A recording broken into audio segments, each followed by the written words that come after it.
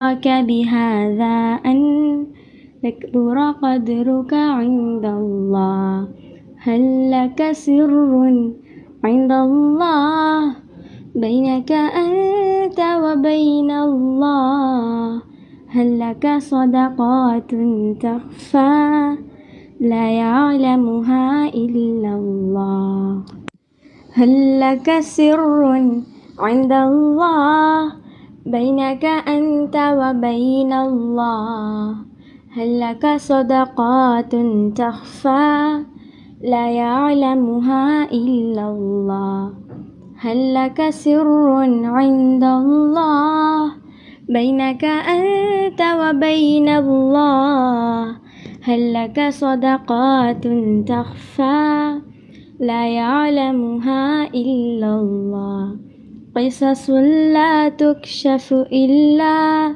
بكتابك حين ترى الله ما أحراك بهذا أن يكبر قدرك عند الله قصص لا تكشف إلا بكتابك حين ترى الله ما أحراك بهذا أن يكبر قدرك عند الله هل لك سر عند الله بينك أنت وبين الله هل لك صدقات تخفى لا يعلمها إلا الله قصص لا تكشف إلا بكتابك حين ترى الله ما أحراك بهذا أن يكبر قدرك عند الله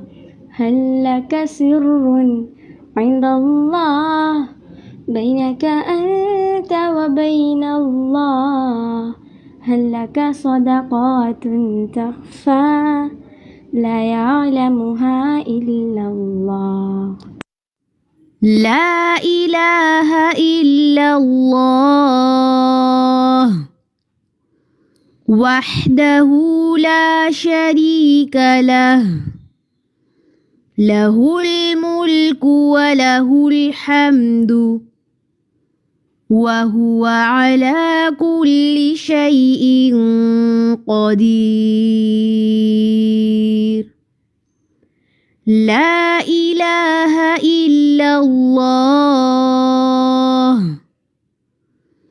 وحده لا شريك له له الملك وله الحمد وهو على كل شيء قدير نسألك يا من هو الله الذي لا إله إلا هو الإله الرحمن الرحيم الملك القدوس السلام المؤمن المهيمن العزيز الجبار المتكبر الخالق البارئ المصور الغفار القهار الوهاب الرزاق الفتاح الخلاق العليم القابض الباسط القاهر المعطي المتر السيد السميع البصير الحكم الرب اللطيف الخبير الحليم العظيم الغفور الشكور القريب الكبير الحفيظ المقيت الحسيب المبين الكريم الرقيب المجيب الرفيق الحكيم الودود المجيد الشافي الشهيد الحق الوكيل القوي المتين الولي الحميد الجميل الأعلى النصير المالك المليك الحي القيوم الحافظ الحافظ الواحد الأحد الصمد القادر المقتدر المقدم المؤخر الأول الآخر الأكرم الظاهر الباطن الواسع المتعال البر التواب الديان العفو الرؤوف الجواد المنان الطيب الغني الحفي العلي الستير القدير المولى المحسن الوارث المحيط الصبوح الذي ليس كمثله شيء وهو السميع البصير. أعوذ بالله من الشيطان الرجيم. بسم الله الرحمن الرحيم. الحمد لله رب العالمين الرحمن الرحيم مالك يوم الدين إياك نعبد وإياك نستعين اهدنا الصراط المستقيم صراط الذين أنعمت عليهم غير المغضوب عليهم ولا الضالين.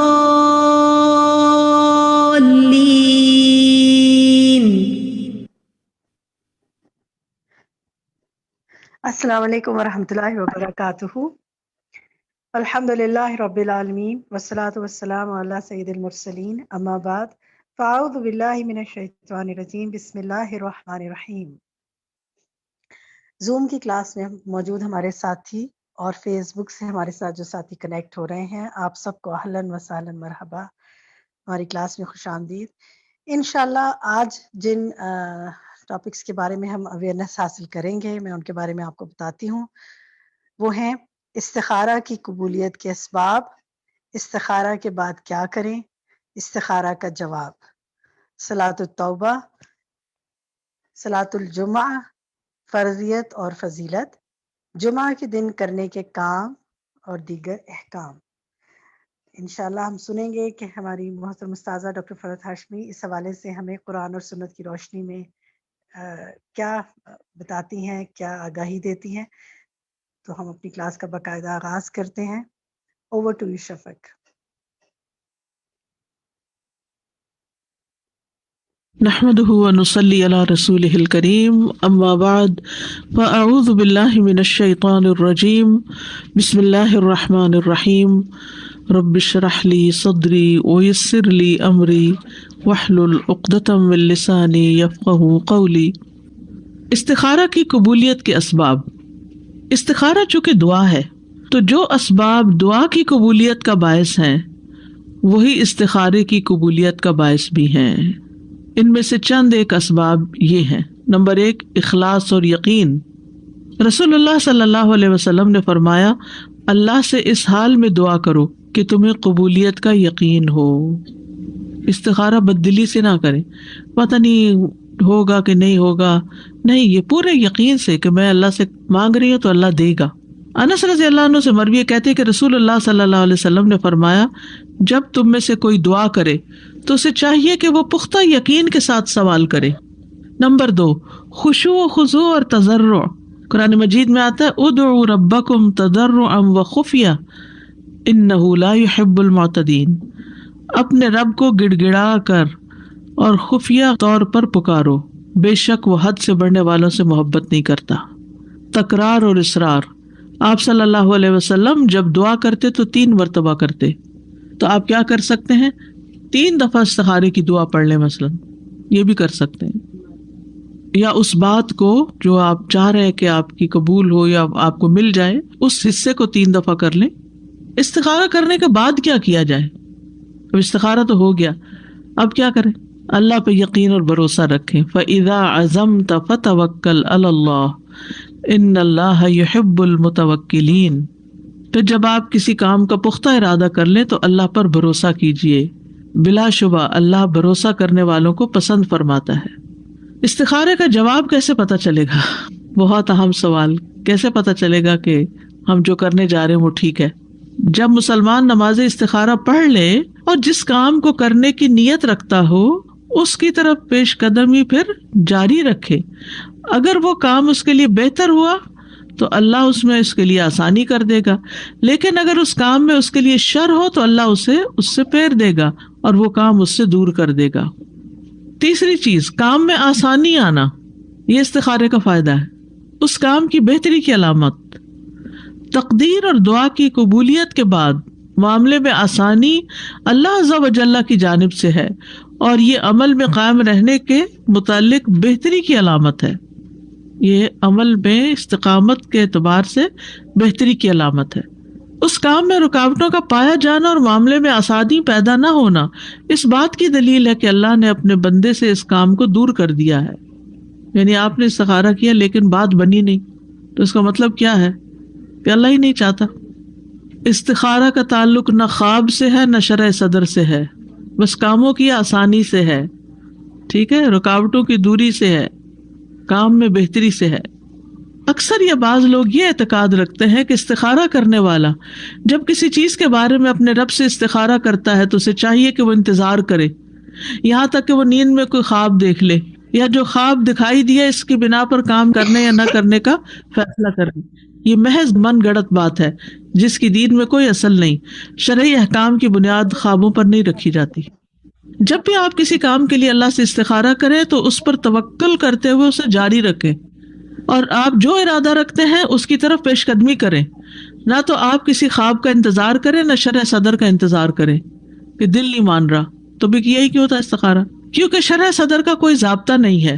کبھی ایسا بھی ہوتا ہے کہ استخارے سے پہلے ہی نفس کی خواہش کے لیے دل کھل جاتا ہے، اور شرح صدر بھی ہوتا ہے ہمارا پہلے سے ہی ہوتا ہے. تو وہ ضروری نہیں کہ استخارے کے بعد. ہاں یہ ہوتا ہے کہ استخارے کے بعد آپ کے دل میں ایک خوشی سی، اور پھر کاموں میں آسانی اور آگے فیسیلیٹیٹ ہونا ان کا وہ آسان ہو جاتا ہے. ٹھیک ہے، لیکن نہ خواب نہ رنگ کچھ بھی نہیں. کیونکہ بہت سے لوگ پتہ کیا کہتے ہیں، مجھے استخارے کا جواب مل گیا، میں نے استخارہ کر کے آپ کو کال کیا اور مسئلہ پوچھا، آپ نے وہی جواب دیا جو میرے دل میں تھا، تو اس کا مطلب یہ کہ جواب مل گیا. تو ایسا کوئی جواب نہیں ہوتا.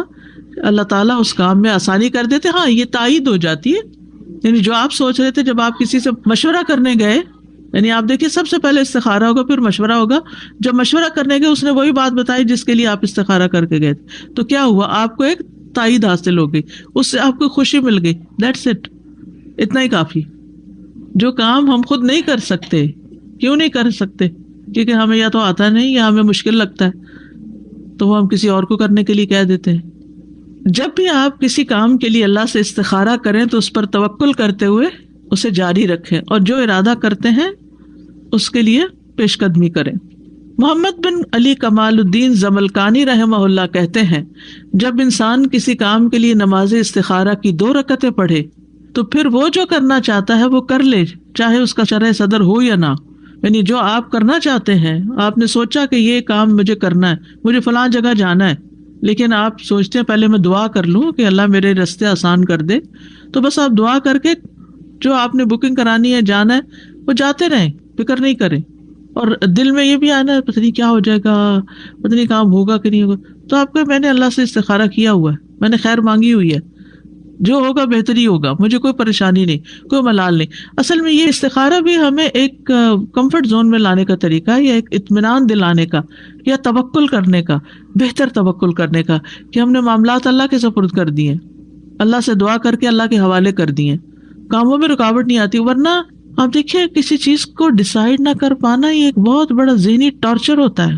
یعنی کہ ڈیسیژنس کا نہ ہونا یا ڈیلے ہونا یہ کاموں میں رکاوٹ ڈالتا ہے، اور پھر تاخیر ہوتی جاتی ہے، اور بعض اوقات تو کام ہونے سے ہی رہ جاتا ہے.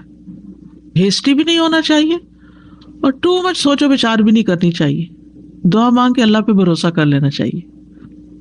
علماء کہتے ہیں کہ حدیث میں شرح صدر کا کوئی ذکر نہیں ہے کہ پھر اگر شرح صدر ہو تو کام کرے. نہیں، جب آپ نے اللہ کے حوالے کر دیا معاملہ تو پھر اب شرح صدر کا کیا انتظار ہے؟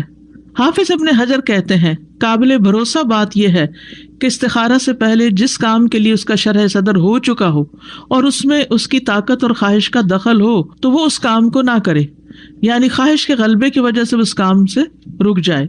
ٹھیک ہے، لیکن اس میں بھی آپ دیکھیے کہ نفس کی طرف مائل نہیں ہونا چاہیے. آپ کے پاس پراپر پوری ایک لاجک ہونی چاہیے کہ کسی بھی کام کو آپ کرنے کیوں جا رہے ہیں، محض جذباتیت کی بنا پر نہیں. بعض اوقات ہم کوئی کام کرنا چاہتے ہیں نا تو ہم استخارہ پڑھ کے جلدی سے کہتے ہیں کہ میں نے استخارہ کر لیا ہے اور میرا دل راضی ہے اس پر اب، حالانکہ دل تو استخارے سے پہلے بھی راضی تھا. ٹھیک ہے، اگر آپ کا دل راضی ہے تو اچھی بات ہے، آپ دعا کریں اور پھر کر لیں، یعنی جذباتیت میں فیصلے نہ کریں، یہ کہنے کا مقصد ہے ان کا. نہیں، اگر وہ بالکل ہی ٹھپ ہو گیا تو سمجھے کہ روک دیا گیا، لیکن اگر وہ چل رہا ہے تو کسی بھی کام میں رکاوٹیں آتی ہیں، کوئی بھی رائڈ اسموتھ نہیں ہوتی، اونچ نیچ اس میں ہوتی رہتی ہے، لیکن اینڈ اچھا تو سب اچھا. استخارہ کرنے والے کو چاہیے کہ وہ اپنے نفس کو خواہشات سے خالی کرے، اپنی خواہشات کی اور جس کی طرف اس کا نفس مائل ہو اس کی پیروی نہ کرے، بلکہ ان سب چیزوں کو اتار پھینکے پھر استخارہ کرے اور اللہ سبحانہ تعالیٰ پر توکل کرے، یعنی دل خالی کر کے پھر استخارہ کرے. قرطبی مالکی کہتے ہیں، علماء کہتے ہیں کہ اس کو چاہیے کہ اپنے دل کو ہر طرح کے خیالات سے خالی کرے، یہاں تک کہ وہ کاموں میں سے کسی ایک کام کی طرف بھی مائل نہ ہو. مائل سے مراد یہ کہ ایک بس خواہش ہو یہی کرنا چاہتا ہوں میں، لیکن یہ ڈیسیژن تو آپ لیں گے نا کہ یہ کرنا ہے تو تبھی استخارہ کریں گے نا. ڈیسیژن لینا ایک اور بات ہے، لیکن ایک خواہش کے غلبے کے تحت کرنا اور بات ہے. جیسے بچے جو ہیں وہ جذباتیت میں شادی کرنا چاہتے ہیں، شادی جو ہے وہ محض جذبات کی بنیاد پر کبھی بھی نہیں ہونی چاہیے جب تک اس کے ساتھ اور کچھ چیزیں شامل نہ ہوں، کیونکہ جذبات جو ہوتے ہیں نا وہ ابال کی طرح ہوتے ہیں، ابال ٹھنڈا ہوتا ہے تو ہر چیز بیٹھ جاتی ہے، پھر زندگی کے حقائق نظر آنے لگتے ہیں تو اس میں پھر گڑبڑ ہو جاتی ہے. تو جب آپ اللہ سے مشورہ کرنے لگے نا اور اللہ سے دعا تو کہ یا اللہ انا لا اعلم، میں نہیں جانتا، انک انت علام الغیوب، تجھے سب پتہ ہے، میں نے معاملہ تیرے سپرد کر دیا. ٹھیک ہے، کبھی مسلمان اپنے رب سے کسی کام کے بارے میں استخارہ کرتا ہے، پھر اسے پتہ چلتا ہے کہ معاملات اچھی طرح سے ظاہر نہیں ہوئے اور اس کام کی کوئی واضح صورت نہیں آئی جس کا اس نے عزم کیا، اس میں بھلائی کا پہلو واضح نہیں ہوا، اسے دوبارہ استخارہ کرنے کی ضرورت ہوتی ہے. کیا ایسا کرنا جائز ہے؟ اگر آپ کہیں کہ جب کام کے کرنے یا چھوڑنے میں درست صورت واضح نہ ہو اور وہ جس کام کو کرنا چاہتا ہے اس کے لیے شرع صدر نہ ہو تو کیا ایک کام میں بار بار استخارہ کرنا درست ہے؟ تو وہ کہتے ہیں بدر الدین عینی، میں کہتا ہوں کیوں نہیں، اس کام کے لیے بار بار نماز پڑھنا، دعا مانگنا مستحب ہے، یعنی اگر رکاوٹیں آ رہی ہیں دوبارہ دعا مانگ لیں. سوال، کیا کسی دوسرے کی طرف سے استخارہ کیا جا سکتا ہے؟ ایک آدمی دوسرے کی طرف سے استخارے کی نماز نہیں پڑھ سکتا. ابن عثیمین کہتے ہیں استخارہ کرنا صرف اس شخص کے لیے جائز ہے جو کام کا ارادہ کرے، کسی دوسرے کی طرف سے استخارہ کرنا درست نہیں، اگرچہ کوئی کسی کو اپنا وکیل بنا بھی دے اور کہے میرے لیے اللہ سے استخارہ کرو، کیونکہ رسول اللہ صلی اللہ علیہ وسلم نے فرمایا جب تم میں سے کوئی آدمی کسی کام کا ارادہ کرے تو 2 رکعت ادا کرے پھر یہ دعا پڑھے. جیسا کہ 2 آدمی مسجد میں داخل ہوں تو ان میں سے ایک دوسرے سے کہے میں بیٹھتا ہوں اور تم میری طرف سے 2 رکعتیں تحیت المسجد پڑھ دو، تو ایسا کرنا درست نہیں. استخارے کی نماز کا تعلق استخارہ کرنے والے کے نفس کے ساتھ ہے جو کام کرنے کا ارادہ رکھتا ہے. استخارے کے لیے کاہن اور نجومی کے پاس نہ جایا جائے. نبی صلی اللہ علیہ وسلم سے مروی ہے، آپ نے فرمایا جو شخص کسی کاہن یا نجومی کے پاس جائے اور اس کی باتوں کی تصدیق کرے تو گویا اس نے محمد صلی اللہ علیہ وسلم پر نازل ہونے والی شریعت سے کفر کیا. ٹھیک ہے، اسی طرح بعض کاہن اور نجومی تو نہیں ہوتے، لیکن کوئی بزرگ لوگ ہوتے ہیں جن سے لوگ جا کے استخارہ کراتے ہیں، پھر وہ اپنے پاس سے چند باتیں بتاتے ہیں اور پھر کروانے والے اس کی تصدیق کرنا شروع کر دیتے ہیں. تو یہ بھی طریقے ٹھیک نہیں. ہر مسلمان پر نماز فرض ہے نا، ہے یا نہیں؟ عورت ہو، مرد ہو، بوڑھا ہو، جوان ہو، سب پر فرض ہے. تو کیا اپنی نماز کسی کو کرائے پہ پڑھوا سکتے ہیں؟ نہیں. تو جب نماز باقی نہیں پڑھوا سکتے تو استخارے کی کیسے کسی سے نماز پڑھوا سکتے ہیں؟ ٹھیک ہے. مجھے پوچھنا تھا کہ نا اگر ہم نماز پڑھتے ہیں اور اگر ہمیں خواب آتا ہے تو پھر اگر خواب اس سے متعلق بھی ہو سکتا ہے اور اس کے علاوہ بھی ہو سکتا ہے، یعنی اسی سے متعلق اگر خواب آ جائے تو وہ بعض اوقات اپنے دل کی بات بھی ہوتی ہے. خواب 3 طرح کے ہوتے ہیں. ایک خواب وہ ہوتا ہے جو آپ کے ذہن پہ خیال حاوی ہو جاتا ہے نا، تو وہ آپ خواب میں دیکھنے لگتے ہیں. مثلاً ٹیسٹ کا خیال حاوی ہو گیا. اب کیا ہے، اب وہ اتنا ہر وقت آپ سوچ رہے ہیں ٹیسٹ ہے ٹیسٹ ہے ٹیسٹ ہے، اچھے ہر جگہ ہر جگہ ہر جگہ. تو پچھلے دن کچھ اسٹوڈینٹس اکٹھے ہوئے، اچھی والی مزے کی پارٹی تھی، لیکن ہر تھوڑی دیر کے بعد آواز آ رہی تھی ٹیسٹ ہے ہمارا ٹیسٹ ہے ہمارا. تو میں سوچ رہی تھی کیوں اپنے آپ کو پریشان کرتے ہیں، انجوائے کرنے کے وقت میں انجوائے کریں، ٹیسٹ بعد میں دیکھا جائے گا. لیکن جو ہمارے دل میں بات ہوتی ہے نا، وہ ہماری زبان پر آنے سے نہیں رکتی، وہ ہم کہے جاتے ہیں. اسی طرح وہ خواب میں بھی آتی ہے. اگر آپ نے ڈرائیونگ کا ٹیسٹ دیا ہو تو مجھے امید ہے کہ ایک دن پہلے خواب میں ڈرائیونگ کر کے گئے ہوں گے. کہیں ٹریول کر رہے ہیں تو آپ کو کچھ دن پہلے ہی خواب آنے لگ جاتی ہے. تو یہ حدیث نفس اس کو کہتے ہیں.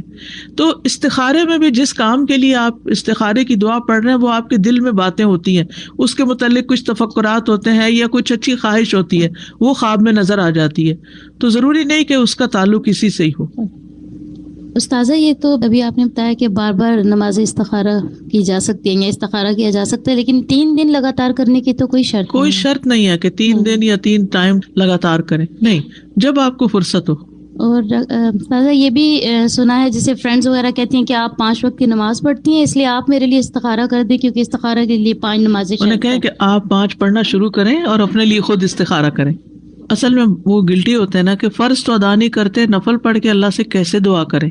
تو اللہ تعالیٰ ایسے مسائل اسی لیے تو ڈالتے ہیں کہ ہم فرض بھی پورے کرنے لگے. جی بچوں کا کوئی مسئلہ ہوتا ہے، جیسے ان کی پڑھائی کا کوئی مسئلہ ہے، شادی کا مسئلہ ہے، وہ چیز تو بچوں کی ہے تو لیکن ماں باپ کر سکتے ہیں اس کے، ان کو خود کرنا چاہیے. ہم اپنے طور پر اپنے رول کے حساب سے، اپنی ذمہ داری کے حساب سے کر سکتے ہیں.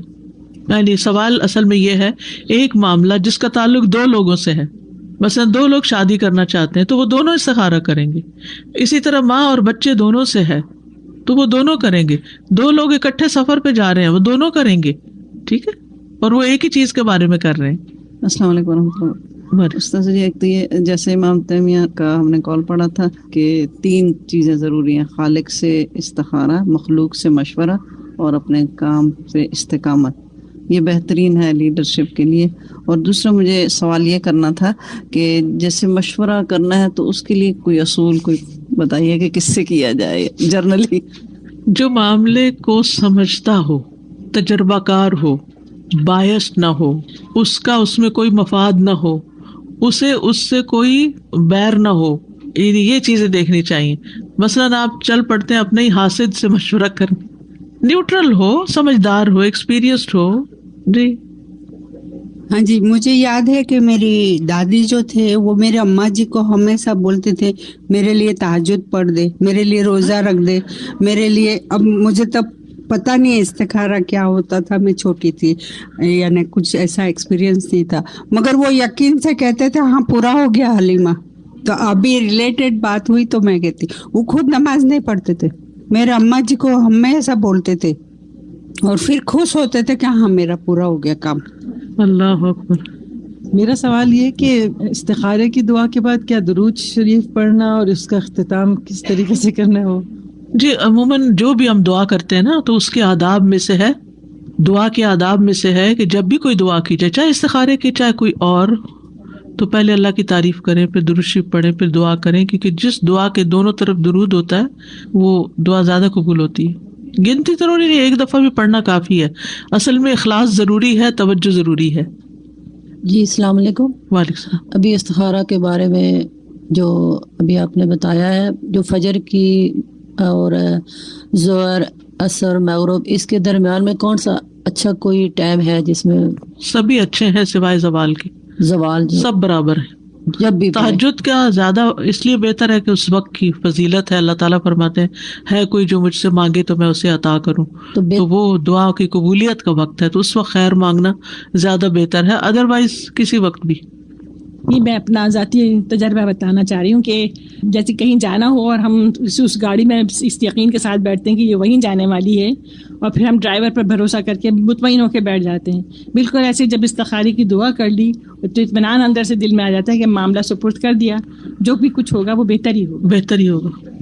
استاذہ ایک بات ہے کہ ہم کوئی بہت بڑا فیصلہ کر لیتے ہیں، ہم نے ڈیسیجن بھی لے لیا فلاں دن سے یہ کام شروع ہو رہا ہے، تو ابھی جیسے آپ نے کہا کہ ڈیسیجن لینے کے بعد یعنی کہ ہم نے لے لیا بھی تو پھر استخارہ کرنا کر سکتے ہیں، تو پھر کانسٹنٹلی کرنا ہے کہ بس ایک دفعہ کرنا کافی؟ استاذہ ایک شیخ بتا رہے تھے کہ 4 steps آف استخارہ، انہوں نے 3 دن کی وہ کی تھی سیمینار، تو اس میں انہوں نے کہا تھا کہ یہ 4 steps دماغ میں رکھے، استشارہ، استخارہ، عزم اینڈ توکل. تو یہ چاروں سٹیپس جتنی باتیں اب تک کی ان سب کا یہی خلاصہ ہے. یہی خلاصہ ہے جی. بالکل بالکل. تو جیسے پوائنٹس اگر ذہن میں بڑے بڑے رکھتے ہوں تو چاروں کی پوائنٹس ہیں جی. استاذہ جی جیسے اگر کوئی رشتہ ڈالے اور آپ کو پہلے ہی پتا ہے کہ اس میں آپ کی بچے کے لیے وہ ٹھیک نہیں ہے، لیکن پھر بھی آپ استخارہ کریں اور ان کو جواب دے دیں کہ یہ بات مناسب نہیں، تو وہ کہتے ہیں آپ نے تو کہا تھا استخارہ کیا تو آپ کو اتنی جلدی خواب آ گیا، آپ نے کیسے جواب دے دیا. وہ پھر اتنا اریٹیٹ کرتے ہیں کہ آپ گلٹ میں چلے جاتے ہیں. تو پھر کیا کریں؟ صبر کر کے خاموشی اختیار کریں، 1-2 دن بعد گلٹ چلی جائے گی. جی السلام علیکم. میرا سوال یہ تھا کہ ہماری فیملی میں کوئی پرابلم ہوا اور کسی نے ہمیں بات کرنے کے لیے ان کو ہیلپ کرنے کے لیے بلایا، تو اس کے لیے ہم استخارہ کر کے جا سکتے ہیں ان کے لیے؟ جی کر سکتے. السلام علیکم ورحمۃ اللہ وبرکاتہ. میں سوچ رہی تھی کہ اگر بھوک مجھے لگی ہے اور میں کسی کو کہوں کھانا کھا لو میرے لیے، پیاس لگی ہے مجھے اور میں آپ پانی پی لو، تو میرا مسئلہ تو حل نہیں ہوگا. بالکل. استاذہ جیسے کافی وہ آزمائش میں ہم بھی ہو جاتے ہیں، بتانے والے بھی، کہ کسی کی اگر خدا نخواستہ بچوں کی آپس میں نبھا نہیں ہوا تو پھر آ کے وہ یہی مدرس کہتی ہیں کہ ہم نے تو استخارہ بھی کیا تھا، بچی نے بھی استخارہ کیا تھا.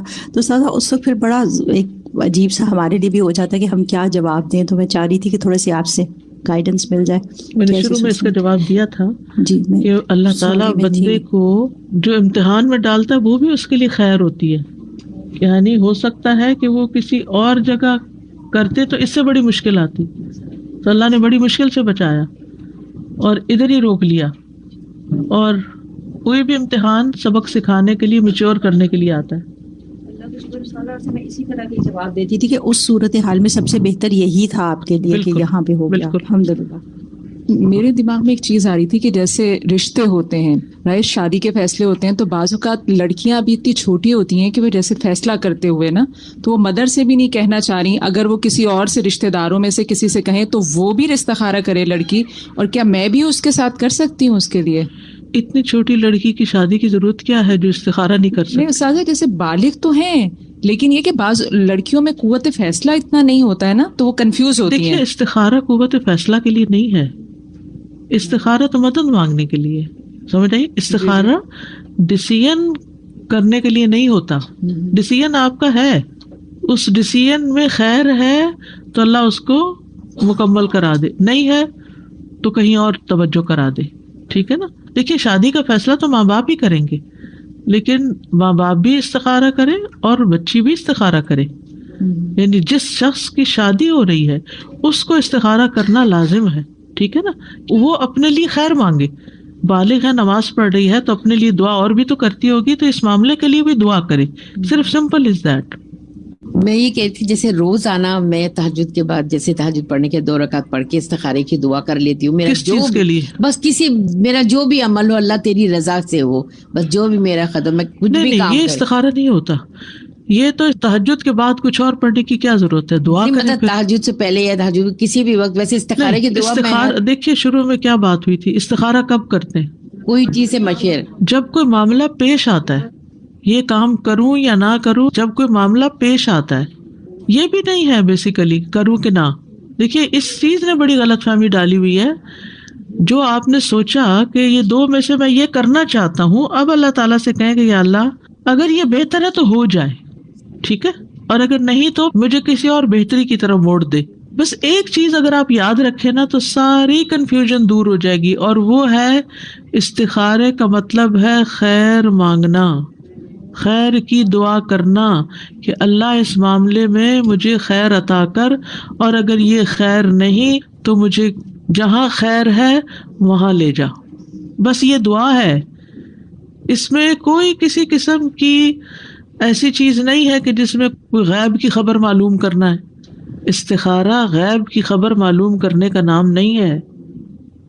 ہم سمجھتے کہ استخارے کے بعد ہمیں کوئی غیبی طریقے سے بات پتہ چل جائے گی کہ یہ کام کروں کہ نہ کروں. یہ نہیں ہے.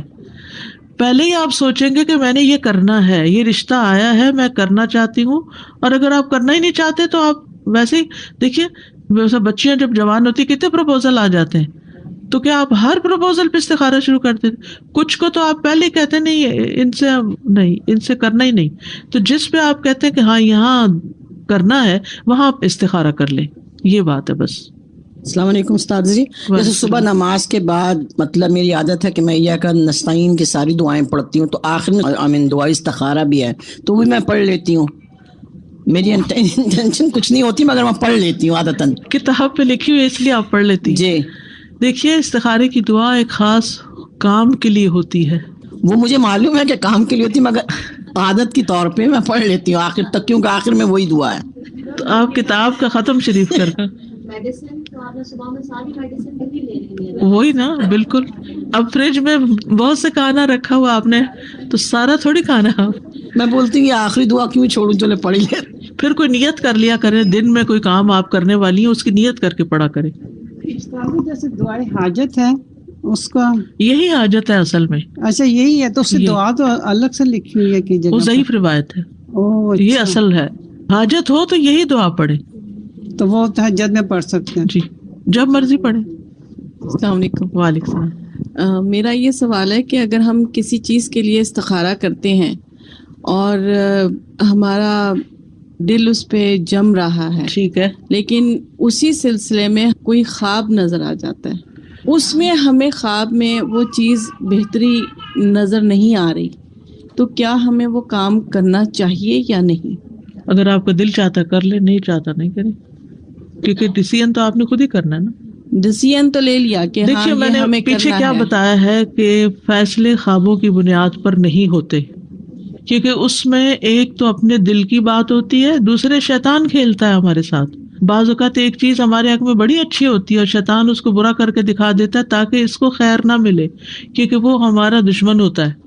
ٹھیک ہے، مثلاً کہیں شادی کرنے کے لیے استخارہ کیا، خواب آ گئی، خواب بہت اچھی تھی، شادی کر لی، شادی کچھ بہت خوشگوار نہ ہوئی، تو پھر کیا ہم کہتے ہیں ہم نے تو خواب بھی دیکھا تھا. خواب تو سبھی دیکھتے، سوتے جاگتے بہت سے خواب دیکھتا رہتا ہے انسان. تو اور بڑے سرسبز باغ دیکھے تھے تو شادی کر لی. دو چیزیں دیکھ کے سمجھے کہ خوشحال زندگی ہوگی. تو اس کے اوپر بنیاد نہیں رکھ سکتے خواب پر. ٹھیک ہے، خواب پر بنیاد مت رکھیں، آپ حقائق پر جیتے جاگتے نفع نقصان سامنے دیکھتے ہوئے فیصلہ کریں. ٹھیک ہے، خواب تو خواب ہے، ہمیں کیا پتا کہ وہ شیطان کھیلا ہے ہم سے یا ہمارے دل ہی کی بات تھی یا واقعی ہمیں کوئی اور اشارہ ہو رہا ہے. تو آپ حقیقی زندگی کو سامنے رکھ کے دیکھیں کہ مجھے اس کام کے کرنے میں کیا فائدہ ہوگا یا یہ میرے لیے سوٹیبل ہے یا نہیں. اگر آپ کا دل کہتا ہے کہ سوٹیبل لگتا ہے تو استخارہ کر لیں اور کر جائیں، رسک لے لیں. مجھے ابھی تک یہ سمجھ آیا کہ استخارہ کا مطلب ہے اللہ تعالیٰ سے خیر مانگنا، بس یہی مطلب ہے جی. اور ایک اور جو چیز میرے ذہن میں آ رہی ہے کہ ہم جب مطلب نفلی عبادت کرتے ہیں تو اس کو تو ہمیں سب سے ہائٹ کرنا چاہیے، اور جو فرض ہیں وہ ہم سب کے سامنے ادا کرنے چاہیے. جیسے بعض اوقات ہوتے ہیں ہم کہتے ہیں ہم نے نماز تہجد پڑھی، ہم نے یہ اذکار کیے، سب کو بتا بھی رہے ہوتے ہیں. مجھے لگتا ہے نماز استخارہ جب ہم پڑھتے ہیں تو اس کو اتنا زیادہ نشر نہیں کرنا چاہیے، جو میری ابھی تک مجھے سمجھ آئی ہے کہ ہر ایک کو بتانے نہیں میں نے تو یہ استخارہ کر لیا، مجھے یہ بھی نظر آ گیا، یہ بھی نظر آ گیا. اور خواب تو ویسے ہی کسی کے سامنے نہیں بیان کرنے چاہیے. ایگزیکٹلی، یہ بہت بڑی غلطی ہے. جی، اچھا خواب ہو تو بھی سب کو نہیں بتانا چاہیے اور برا خواب ہو تو بھی نہیں بتانا چاہیے. جی. حضرت یعقوب نے بھائیوں کے سامنے بھی خواب کا ذکر کرنے سے منع کر دیا تھا، حالانکہ کتنا بڑا خواب تھا وہ. آپ دیکھیں کہ یوسف علیہ السلام نے جو خواب دیکھا تھا اس کی تعبیر تو ملی، لیکن وہ پروسیس تو سارا ہی پورا ہوا نا. اور اگر ہر تھوڑے دن بعد وہ یہ کہ میں نے تو خواب دیکھا تھا کہ میرے سامنے وہ سب سجدہ کر رہے ہیں اور یہ میں کہاں پہنچ گیا ہوں، میں نے تو خواب دیکھا تھا اور میرے ساتھ یہ کیا ہو گیا. وہی صبر کرے، ایک وقت آئے گا، اگر خواب سچا ہے تو پورا ہو جائے گا. ہم صبر نہیں کرتے. انہ من یتق ویصبر فان اللہ لا یضیع اجر المحسنین. اور استاد ایک اور بات کہ استخارہ جب ہم نے کر لیا تو ٹھیک ہے آپ اپنے سے قریبی لوگوں سے آپ کر لیں، شیئر کر لیں، ہسبینڈ سے کر لیں، اس طرح کر لیں، لیکن ہر جگہ یہ نشر کرنا میں نے استخارہ کیا ہے اب یہ میں ہوگا یا نہیں ہوگا، اس طرح حاسد بھی ہوتے ہیں استاد، تو وہ بھی ہو سکتا ہے. چھپائیں اس بات کو، آپ کے اور اللہ کے درمیان ہے یہ بات. بالکل صحیح. مجھے یہ ابھی تک یہ سمجھ آئی ہے کہ ہائٹ کریں، نفلی عبادت آپ نے دعا مانگی، آپ اپنے اور اللہ تعالیٰ کے درمیان رکھیں، سب کو نشر نہ کرتے پھریں. کیونکہ اگر جیسے ابھی یہ سسٹر بات کر رہی تھی شادی کے بعد مطلب ان کا نہیں نباہ ہو سکا، استخارہ بھی کیا، اس طرح دوسروں پہ بھی بیڈ امپریشن ہوتا ہے کہ دیکھیں جن کو استخارے پہ شک کرنے لگتے ہیں. جی ایگزیکٹلی، جی جن کو زیادہ سمجھ نہیں ہوتی ہے. بالکل بالکل. تو مجھے ابھی تک تو یہ خلاصہ اس. جزاک اللہ خیر. بالکل صحیح. نماز توبہ. ہر انسان خطا کار ہے. انس رضی اللہ عنہ سے مروی ہے کہ نبی صلی اللہ علیہ وسلم نے فرمایا ہر ابن آدم خطا کار ہے اور بہترین خطا کار وہ ہیں جو بہت توبہ کرنے والے ہیں. اللہ سبحانہ و تعالیٰ بہت توبہ قبول کرنے والا ہے. ان اللہ یغفر الذنوب جميعا انہ هو الغفور الرحیم. سورۃ شورى میں آتا ہے وَهُوَ الَّذِي يَقْبَلُ التَّوْبَةَ عَنْ عِبَادِهِ وَيَعْفُو عَنِ السَّيِّئَاتِ. وہی تو ہے جو اپنے بندوں کی توبہ قبول کرتا ہے اور ان کی برائیوں کو معاف کرتا ہے. گناہوں کی کثرت کے باوجود توبہ قبول کرنے والا ہے. انس بن مالک رضی اللہ عنہ سے مروی ہے، کہتے ہیں کہ میں نے رسول اللہ صلی اللہ علیہ وسلم کو فرماتے ہوئے سنا، اللہ تبارک و تعالی فرماتا ہے اے ابن آدم، بے شک تو جب تک مجھے پکارے گا اور مجھ سے پر امید رہے گا، جو بھی گناہ تجھ سے ہوں گے میں تجھے بخشتا رہوں گا اور میں کوئی پرواہ نہیں کروں گا. اے ابن آدم، اگر تیرے گناہ آسمان کی بلندیوں تک پہنچ جائیں پھر تو مجھ سے بخشش طلب کرے تو میں پرواہ کیے بغیر تجھے بخش دوں گا اور میں کوئی پرواہ نہیں کروں گا. اے ابن آدم، اگر تو زمین کے برابر گناہ لے کر میرے پاس آئے اور اس حال میں مجھ سے ملے کہ میرے ساتھ کسی کو شریک نہ کیا ہو تو میں تجھے ان گناہوں کے بقدر بخشش عطا کروں گا. تو اللہ سبحانہ و تعالیٰ سب گناہ معاف فرما سکتا ہے، تو اس لیے انسان کو کبھی بھی مایوس نہیں ہونا چاہیے. اللہ سبحانہ و تعالیٰ دن رات توبہ قبول فرماتا ہے. نبی صلی اللہ علیہ وسلم نے فرمایا بے شک اللہ عز و جل رات کے وقت اپنا ہاتھ پھیلاتا ہے تاکہ دن کا گناہ گار توبہ کر لے، اور دن کو اپنا ہاتھ پھیلاتا ہے تاکہ رات کا گناہ گار توبہ کر لے، یہاں تک کہ سورج اپنے مغرب سے طلوع ہو جائے. جان نکلنے سے پہلے تک توبہ قبول کرنے والا ہے. ابن عمر کہتے ہیں کہ نبی صلی اللہ علیہ وسلم نے فرمایا بے شک اللہ بندے کی توبہ اس وقت تک قبول کرتے ہیں جب تک اس کی روح حلق تک نہ پہنچ جائے. تو اس لیے انسان کو کبھی بھی مایوس نہیں ہونا چاہیے. نماز توبہ کی فضیلت. نبی صلی اللہ علیہ وسلم نے فرمایا جو بندہ بھی کوئی گناہ کر بیٹھے پھر اچھی طرح وضو کر کے کھڑا ہو اور 2 رکعت نماز پڑھے پھر اللہ سے بخشش مانگے تو اللہ اسے بخش دیتا ہے، تاکہ انسان کے دل پر گناہوں کا بوجھ نہ ہو، گلٹ نہ ہو. پھر آپ نے یہ آیت پڑھی والذین اذا فعلوا فاحشۃ او ظلموا انفسهم ذکروا اللہ فاستغفروا لذنوبهم ومن یغفر الذنوب الا اللہ ولم یصروا علی ما فعلوا وهم یعلمون. ایسے لوگوں سے جب کوئی فحش کام ہو جاتا ہے یا وہ اپنے آپ پر ظلم کر بیٹھتے ہیں تو فوراً انہیں اللہ یاد آ جاتا ہے اور وہ اپنے گناہوں کی معافی مانگتے ہیں، اور اللہ کے سوا اور کون ہے جو گناہ معاف کر سکے، اور وہ جانتے بوجھتے اپنے کیے پر اصرار نہیں کرتے. لیکن یہ یاد رکھیے کہ جو نماز انسان پڑھے توبہ کے لیے وہ بہت عمدگی سے پڑھے، اس طرح کہ خشوع و خضوع ہو. جیسے حدیث میں آتا ہے جو آدمی وضو کرے اور اپنا اچھی طرح وضو کرے پھر 2 یا 4 رکعتیں پڑھے اور ان میں اچھے انداز میں ذکر و اذکار اور خشوع و خضوع کرے، پھر اللہ سے بخشش طلب کرے تو اس کو بخش دیا جائے گا. تو یہ ضروری ہے کہ وضو بھی اچھا ہو اور نماز بھی توجہ سے پڑھی جائے. توبہ کی شرائط. نمبر 1 خالص توبہ کرنا، توبوا الی اللہ توبۃ نصوحا. نمبر 2 نادم ہونا. حدیث میں آتا ہے الندم توبۃ، ندامت ہی توبہ ہے. استغفار کرنا یعنی انسان بول کر اللہ تعالیٰ سے معافی مانگے، اصرار نہ کرنا یعنی وہ گناہ ریپیٹڈلی نہ کرنا. آئندہ زندگی کو بہتر کرنا یعنی ومن تاب وعمل صالحا فإنہ یتوب الی اللہ متابا. اور جو توبہ کرے اور نیک عمل کرے تو یقیناً وہ اللہ کی طرف رجوع کرتا ہے، سچا رجوع کرنا.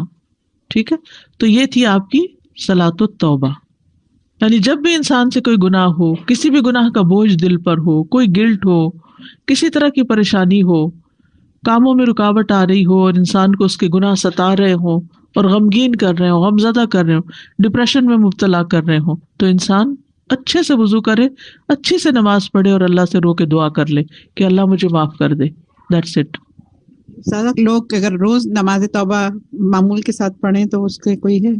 پڑھنے میں تو کوئی بات نہیں, کچھ کرتے ہیں جیسے میرے میاں بھی پڑھتے ہیں. ہاں جی, اس میں یہ ہے کہ کر سکتے, لیکن کسی بھی نفلی عمل کو فرض کے درجے میں نہیں کرنا چاہیے, کبھی کبھار چھوڑ بھی دینا چاہیے. ابھی یہ پوائنٹ دیا کہ دن اور رات کی توبہ قبول کرنا ہے, تو رات کا تو ہے کہ وہ سحری کے وقت وہ نیچے آتے ہیں اور وہ بولتے ہیں, تو دن کا کون سا ایسا ٹائم ہے؟ ویسے تو کوئی وقت بھی دیر نہیں کرنی چاہیے, فوراً ہی توبہ کر لینی چاہیے, لیکن دن کے اوقات میں ظہر کے وقت آسمان کے دروازے کھلتے ہیں. جب ظہر کی اذان ہو جاتی ہے تو یہ وقت بھی جیسے نصف رات کے بعد کا وقت سحری کا خاص ہوتا ہے نا, تو یہ وقت بھی زوال کے بعد کا بڑا خاص وقت ہے جس کو عام طور پر لوگ نہیں جانتے اور اس وقت کو ضائع کر دیتے ہیں. تو اس وقت کی نماز جو 4 سنت ہے وہ کس کے برابر ہے؟ جی ہاں, تو اسی طرح اس وقت کی دعائیں بھی اس وقت پڑھ سکتے ہیں, کسی وقت بھی پڑھ سکتے ہیں. صلاۃ الجمعہ, چونکہ ہم میں سے اکثر لوگ جمعہ پڑھتے ہیں اور پتہ نہیں ہوتا کس طرح پڑھنا ہے, تو ایسی کنفیوژن رہتی ہے, اور جمعے کے بارے میں کچھ چیزیں ہم نے خود ساختہ بنائی ہوئی ہیں اور کچھ کرنے کی ہیں جو ہم بھولے ہوئے ہیں, تو ریمائنڈر اچھا ہے. اس کے علاوہ صلاۃ الجنازہ بھی ہے, صلاۃ الاستسقاء بھی ہے, صلاۃ خسوف و کسوف بھی ہے. جمعہ کے دن کی اہمیت اور فضیلت, اللہ سبحانہ و تعالیٰ نے اس دن کی قسم کھائی ہے, والسماء ذات البروج والیوم الموعود وشاہد و مشہود. رسول اللہ صلی اللہ علیہ وسلم نے فرمایا الیوم الموعود سے مراد قیامت کا دن ہے, یعنی جس کا وعدہ کیا گیا نا. الیوم المشہود سے مراد عرفہ کا دن ہے, اور الشاہد جمعہ کا دن ہے. تو یہ حدیث سے ہمیں پتہ چلتا ہے کہ قرآن مجید میں الشاہد جو ہے وہ شاہد و مشہود, تو شاہد کیا ہے؟ جمعہ کا دن. جمعہ افضل دن ہے. حدیث میں آتا ہے کہ اللہ کے نزدیک دنوں میں سب سے افضل دن جمعے کا دن ہے. ایک اور حدیث میں آتا ہے بہترین دن جس میں سورج طلوع ہوتا ہے وہ جمعہ کا دن ہے. اسی دن میں آدم پیدا کیے گئے علیہ السلام, اسی دن ان کو جنت میں داخل کیا گیا اور اسی دن جنت سے نکالا گیا. اور ایک اور حدیث میں پتہ چلتا ہے کہ اسی دن وہ فوت بھی ہوئے تھے. جمعہ مسلمانوں کی عید کا دن ہے, اسپیشل ڈے ایوری ویک. رسول اللہ صلی اللہ علیہ وسلم نے فرمایا بے شک اللہ نے جمعے کو مسلمانوں کے لیے عید کا دن بنایا ہے. جمعے کو عید کا دن بنایا ہے, اسے رجسٹر کریں, کیونکہ بہت سے لوگ جمعے کے دن کو عام دنوں کی طرح ہی گزار دیتے ہیں. ابو ہریرہ سے مروی ہے کہ میں نے رسول اللہ صلی اللہ علیہ وسلم کو یہ فرماتے ہوئے سنا کہ جمعہ کا دن عید کا دن ہوتا ہے, اس لیے عید کے دن روزہ نہ رکھا کرو, الا یہ کہ اس کے ساتھ جمعرات یا ہفتہ کا روزہ بھی رکھو, خالی جمعے کا روزہ نہیں رکھنا چاہیے. ایک اور حدیث سے پتہ چلتا ہے کہ یہ دونوں عیدوں سے بھی زیادہ عظمت والا دن ہے. ہم عید کا تو انتظار کرتے ہیں لیکن جمعے کی پرواہ نہیں کرتے. نبی صلی اللہ علیہ وسلم نے فرمایا بے شک جمعے کا دن تمام دنوں کا سردار ہے, اللہ کے ہاں اس کی عظمت سب سے زیادہ ہے, اور وہ اللہ کے ہاں عید الاضحیٰ اور عید الفطر کے دن سے زیادہ عظمت والا ہے.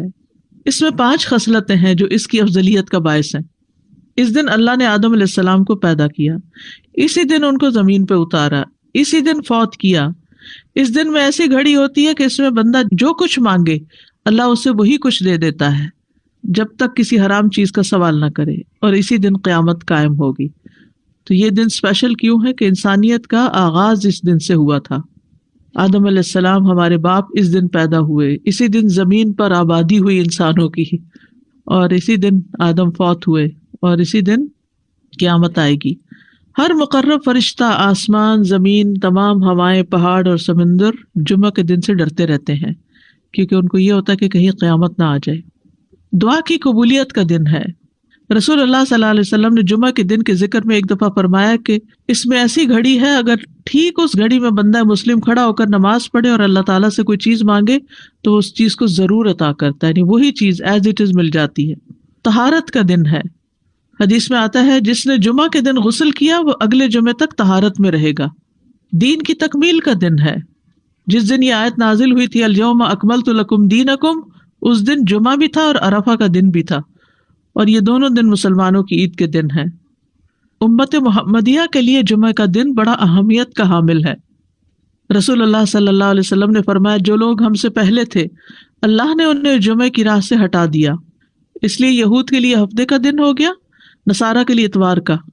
پھر اللہ ہمیں اس دنیا میں لایا اور جمعے کے دن کی طرف ہماری رہنمائی فرمائی. اس نے جمعہ, پھر ہفتہ, پھر اتوار رکھا. جس طرح وہ عبادت کے دنوں میں ہم سے پیچھے، اسی طرح قیامت کے دن بھی وہ ہم سے پیچھے ہوں گے.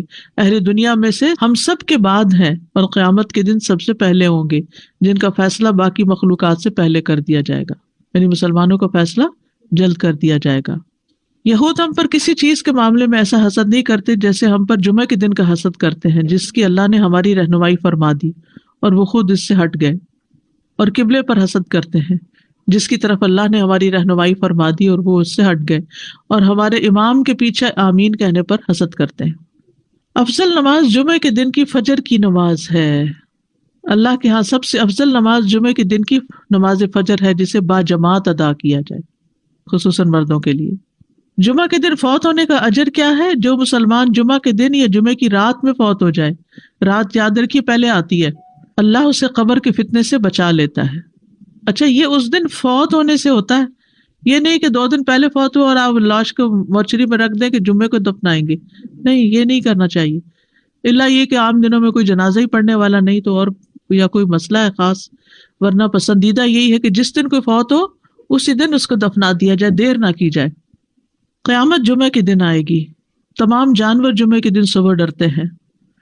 قیامت کے دن جمعہ کا دن اور جمعہ پڑھنے والے کیسے ہوں گے؟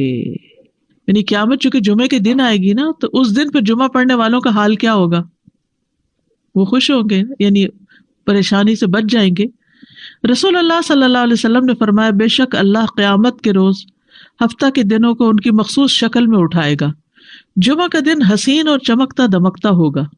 اہل جمعہ اس کو ایسے گھیر لیں گے جیسے دلہن کو دلہا کی طرف رخصت کرتے وقت گھیر لیا جاتا ہے. کتنا بڑا کراؤڈ ہوتا ہے اس کے ساتھ چل رہا ہوتا ہے نا. جمعہ کا دن اپنے اہل کے لیے روشنی کرے گا اور وہ اس کی روشنی میں چل رہے ہوں گے، یعنی وہ روشن ہو جائے گا اور اہل ایمان جو آس پاس ہوں گے اس کے، ان کے لیے روشنی ہو جائے گی. ان کے رنگ برف کی طرح سفید ہوں گے، ان کی خوشبو کستوری کی طرح مہک رہی ہوگی. وہ کافور کے پہاڑوں میں گھسے ہوئے ہوں گے، جن و انس انہیں دیکھ رہے ہوں گے اور وہ تعجب کی وجہ سے نگاہ نیچی نہیں کریں گے کہ جنت میں داخل ہو جائیں گے. اور ثواب کی امید سے اذان دینے والوں کے علاوہ کوئی بھی ان کے اس مقام اور مرتبے تک نہیں پہنچ سکے گا. جو اس دن کو امپورٹنس دیتا ہے، اس کے لیے صبح سے تیاری کرتا ہے، نہانا دھونا، کپڑے تبدیل کرنا، سورۃ کہف پڑھنا، خوشبو لگانا، درود شریف کی کثرت کرنا، پھر جمعہ کی نماز کے لیے جانا. یعنی اس دن کو یہ نہ سمجھا جائے جیسے کوئی بھی دن ہے کہ وہی ہماری روٹین. ہمارے یہاں تو مشکل یہ کہ عید کا دن بھی لوگ سو کے گزار دیتے ہیں اور اس پہ خوش نہیں ہوتے اور اہتمام نہیں اس طرح کرتے. جنت میں جمعہ کے دن کی فضیلت، بڑی خوبصورت حدیث ہے یہ. رسول اللہ صلی اللہ علیہ وسلم نے فرمایا، میرے پاس جبریل علیہ السلام تشریف لائے اور ان کے ہاتھ میں سفید شیشہ تھا جس میں ایک سیاہ نقطہ تھا. بس میں نے کہا جبریل یہ کیا ہے؟ انہوں نے کہا یہ جمعہ ہے. میں نے کہا یہ اس میں کالا نقطہ کیا ہے؟ انہوں نے کہا یہ قیامت جو جمعے کے دن قائم ہوگی. سفید شیشہ کیا تھا؟ جمعہ، ڈاٹ قیامت. اور یہ ہمارے دنوں کا سردار ہے اور اسے ہم آخرت کے دن یوم المزید کے نام سے پکاریں گے. کیا دن؟ یوم المزید. میں نے کہا تم اسے یوم المزید کے نام سے کیوں پکارو گے؟ انہوں نے فرمایا، بے شک آپ کے رب نے جنت میں ایک وادی بنائی ہے. جنت میں ایک وادی ہے. وادی کیا ہوتی ہے؟ پہاڑوں کے بیچ میں. وادیاں کتنی خوبصورت ہوتی ہیں. تو جنت میں ایک وادی ہوگی جو سفید مسک سے بھی زیادہ خوشبودار. بس جب جمعہ کا دن ہوگا تو اللہ تبارک و تعالی اعلیٰ علیین سے اپنی کرسی پر نزول فرمائیں گے. پھر کرسی کے ارد گرد نور کے ممبر ہوں گے. نبی آئیں گے یہاں تک کہ اس پر بیٹھ جائیں گے. پھر اللہ ممبروں کے ارد گرد سونے کی کرسیاں ڈالیں گے. صدیق اور شہداء آئیں گے یہاں تک کہ وہ ان پر بیٹھ جائیں گے. پھر اہل جنت آئیں گے یہاں تک کہ ٹیلوں پہ بیٹھ جائیں گے. بس ان کے لیے ان کا رب تبارک و تعالیٰ اپنا جلوہ فرمائے گا یہاں تک کہ وہ اس کے چہرے کی طرف دیکھیں گے. وہ فرمائے گا مجھ سے مانگو، چنانچہ وہ اس سے مانگیں گے یہاں تک کہ ان کی خواہش ختم ہو جائے گی، کچھ بھی دل میں اور نہیں ہوگا. تو وہ اس وقت اپنے پاس سے ان کے لیے وہ کچھ کھولے گا جسے کسی آنکھ نے نہیں دیکھا اور کسی کان نے نہیں سنا اور نہ کسی انسان کے دل پر ایسا گزرا. یہ اتنے وقت میں ہوگا جتنا وقت جمعہ کے دن لوگوں کے واپس ہونے میں لگتا ہے، یعنی جمعہ پڑھ کے واپس جانے میں. وہ جمعہ کی طرف جانے سے بڑھ کر اور کسی چیز کے محتاج نہیں ہوں گے تاکہ وہ اس میں مزید کرامات حاصل کر لیں. اور اس میں مزید اللہ تبارک و تعالیٰ کا دیدار حاصل کر لیں، اسی لیے اسے یوم المزید کے نام سے پکارا جائے گا۔ تو جو جمعے کا اہتمام کرے اور اس کا انتظار کرے اور اس دن کو اسپیشل کرے تو قیامت کے دن ایسے لوگ جمعے کے دن خوش کر دیے جائیں گے۔ اگرچہ جمعے کے دن قیامت بھی ہے، لیکن جمعے کے دن اللہ تعالیٰ کا دیدار بھی ہوا کرے گا۔ اسی لیے خواتین کو بھی یعنی جیسے جمعہ پڑھنا جو ہے وہ ان کے لیے یعنی اچھا عمل ہے، کیونکہ اس میں تعلیم بھی ہوتی ہے اور اس کے ساتھ ساتھ نماز بھی ہوتی ہے۔ جو یوم المزید یعنی پھر ہر جمعہ کو یہ ہوگا ان ملیک مقتدر، وہ نہیں آتا سورۃ القمر کے آخر میں، پھر بھی اللہ تعالیٰ کہیں گے اور مانگے اور مانگے۔ اصل میں جنت ہی تو جگہ ہے جہاں ساری خواہشیں پوری ہوگی، حتیٰ کہ کوئی خواہش رہے گی ہی نہیں۔ دنیا میں ساری خواہشیں نہیں پوری ہوتی، ہو بھی نہیں سکتی۔ ہماری زندگی بہت چھوٹی ہے کہ ہم یہاں اپنی ساری خواہشیں پوری کر سکیں اور سارے وہ کام کر سکیں جن کا ہم سوچتے ہیں کہ یہ بھی کر لیں، یہ بھی، حتیٰ یہ کہ نیکیوں کے بھی سارے کام جو ہم جانتے ہیں ان کے لیے بھی کوشش کریں تو یہاں نہیں کر پائیں گے۔ جی وادی کا ذرہ ذرہ، اور پھر وہ مسک کی ہوگی اور وہ کالے پہاڑ نہیں ہوں گے بلکہ چمکدار۔ ایک تصور میں آتے ہی ایک عجب سی کیفیت ہوتی ہے۔ بالکل۔ نماز جمعہ کی فرضیت، سابقہ امتوں پر بھی جمعہ فرض تھا، پچھلی امتوں پر بھی جمعہ فرض تھا۔ رسول اللہ صلی اللہ علیہ وسلم نے فرمایا بے شک اللہ نے ہم سے پہلے لوگوں پر بھی جمعہ فرض کیا تھا، لیکن وہ اس میں اختلاف کرنے لگے اور اللہ نے ہمیں اس معاملے میں رہنمائی عطا فرمائی، چنانچہ اب لوگ اس دن کے متعلق ہمارے تابع ہیں۔ کل کا دن یہودیوں کا ہے ہفتہ، اور پرسوں کا دن عیسائیوں کا ہے۔ ہر مسلمان پر فرض ہے جمعہ۔ آپ نے فرمایا جمعہ ہر مسلمان پر جماعت کے ساتھ لازم ہے سوائے 4 طرح کے لوگوں کے، غلام، مملوک، عورت، بچہ یا مریض۔ عورتوں کے مخصوص حالات کی وجہ سے ان پر فرض نہیں کیا، لیکن اگر اپنے چوائس سے وہ پڑھیں تو اچھی بات ہے۔ مسافر پر جمعہ فرض نہیں، عورتوں پر فرض نہیں۔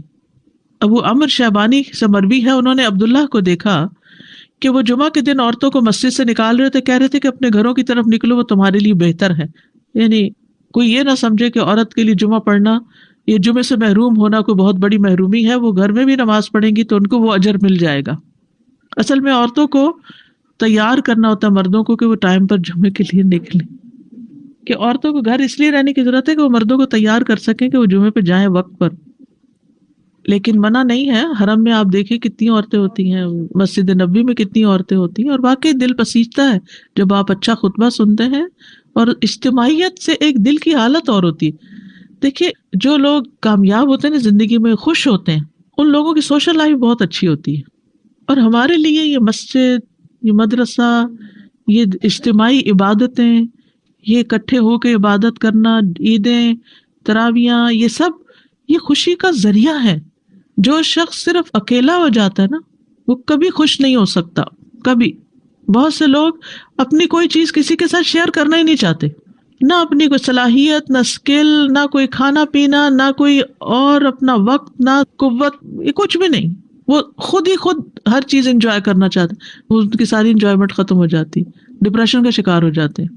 ڈپریشن کا بہترین علاج ہے، کیوں کہا آگے مریض کی عادت کرو، کیوں کہا آگے جنازے پہ جاؤ اور بعد میں گھر والوں کا خیال رکھو تاکہ وہ سنبھلے رہیں، تنہائی کا شکار نہ ہو، سبق بھی حاصل کرے۔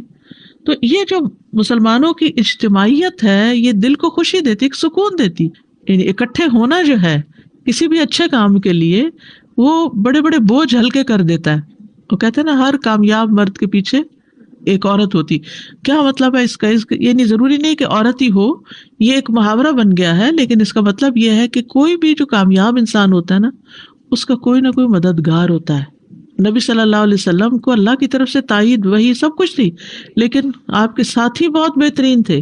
تو یہ انسان کی خوش قسمتی ہوتی ہے کہ اس کو اچھے دوست ملیں، اچھی کمپنی ملے، اچھے لوگوں کے بیچ میں ہو، وہ آتے خود بخود بدلتی چلی جائیں گی۔ تو اس کے لیے کوشش کرنی چاہیے انسان کو، جماعت سے ہٹ کے اور اکیلے ہو کر انسان کچھ بھی کرتا ہے تو اس میں وہ مزہ نہیں ہے، جڑ کے کرنے میں مزہ ہے۔ اچھا، عید کے دن جمعہ نہ پڑھنے کی رخصت ہے، وہ عید کی نماز ہی کافی ہو جائے گی۔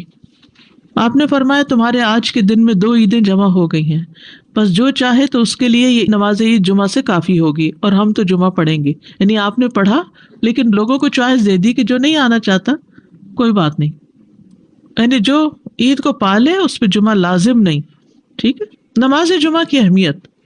جمعہ کی طرف آنے کا حکم قرآن مجید میں اللہ تعالیٰ فرماتے ہیں یا ایہا الذین آمنوا اذا نودی للصلاة من یوم الجمعة فاسعوا الى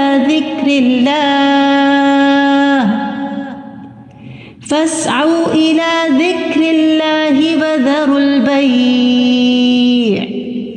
ذالکم خیر لکم ان کنتم تعلمون. اے لوگو جو ایمان لائے ہو، جب جمعہ کے دن نماز کے لیے اذان دی جائے تو اللہ کے ذکر کی طرف لپکو اور خرید و فروخت چھوڑ دو، یہ تمہارے لیے بہتر ہے اگر تم جانتے ہو. یعنی مالز میں مت گھومو پھرو، نماز کی طرف دوڑو. نبی صلی اللہ علیہ وسلم کی ایسے شخص کے لیے ناراضگی ہے جو جمعہ کی نماز میں حاضر نہ ہو.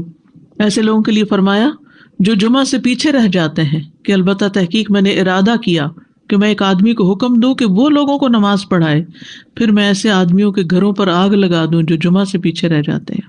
اتنی ناراضگی کا اظہار کیا. جمعہ چھوڑنے کی سزا. حضرت عبداللہ بن عمر اور ابو ہریرہ بیان کرتے ہیں کہ انہوں نے رسول اللہ صلی اللہ علیہ وسلم کو ان کے ممبر کی سیڑھیوں پر فرماتے ہوئے سنا، لوگ جمعے چھوڑنے سے باز آ جائیں ورنہ اللہ ان کے دلوں پہ مہر لگا دے گا، پھر وہ غافلوں میں سے ہو جائیں گے. اذان سننے کے باوجود جمعہ کے لیے نہ آنے کی سزا، وہ بھی کیا ہے؟ دلوں پہ مہر اور غفلت میں مبتلا ہونا. ایک اور حدیث میں آتا ہے جس نے متواتر 3 جمعے ترک کیے تو تحقیق اس نے اسلام کو اپنے پس پشت ڈال دیا، یعنی اس کو اسلام سے کوئی تعلق نہیں. ایک اور حدیث میں آتا ہے جو شخص سستی کی وجہ سے بلا عذر 3 جمعے چھوڑ دے اللہ تبارک و تعالیٰ اس کے دل پہ مہر لگا دیتا ہے. عقبہ بن عامر سے روایت ہے، وہ کہتے ہیں کہ رسول اللہ صلی اللہ علیہ وسلم نے فرمایا مجھے اپنی امت کے متعلق کتاب اور دودھ سے خطرہ ہے. حالانکہ یہ دونوں کتنی بینیفیشل چیزیں. کسی نے پوچھا یا رسول اللہ کتاب سے خطرے کا کیا مطلب؟ فرمایا اسے منافقین سیکھیں گے اور ایمان والوں سے جھگڑا کریں گے، یعنی منافقین بھی قرآن پڑھیں گے اور ایمان والوں سے جھگڑا کریں گے. پھر پوچھا گیا کہ دودھ سے خطرے کا کیا مطلب ہے؟ فرمایا کچھ لوگ دودھ کو پسند کرتے ہوں گے اور اس کی وجہ سے جماعت سے نکل جائیں گے اور جمعہ کی نمازیں چھوڑ دیا کریں گے. یہ دور دراز کے علاقوں میں فارم ہاؤسز میں جا کے بسیں گے اور جمعے کی نماز تک نہیں پہنچیں گے.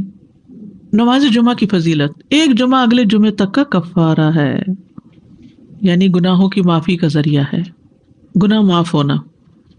حدیث میں ہے کہ آپ نے فرمایا جس نے غسل کیا پھر جمعے کے لیے حاضر ہوا پھر اس کے مقدر میں جتنی نفل نماز تھی پڑھی، یعنی مسجد میں آ کے مسجد کے نفل پڑھے ویسے پڑھے، پھر خاموشی سے خطبہ سنتا رہا حتیٰ کہ خطیب اپنے خطبے سے فارغ ہو گیا، پھر اس کے ساتھ نماز پڑھی، اس کے اس جمعے سے لے کر دوسرے جمعے تک کے گناہ بخش دیے جاتے ہیں اور مزید 3 دنوں کے بھی.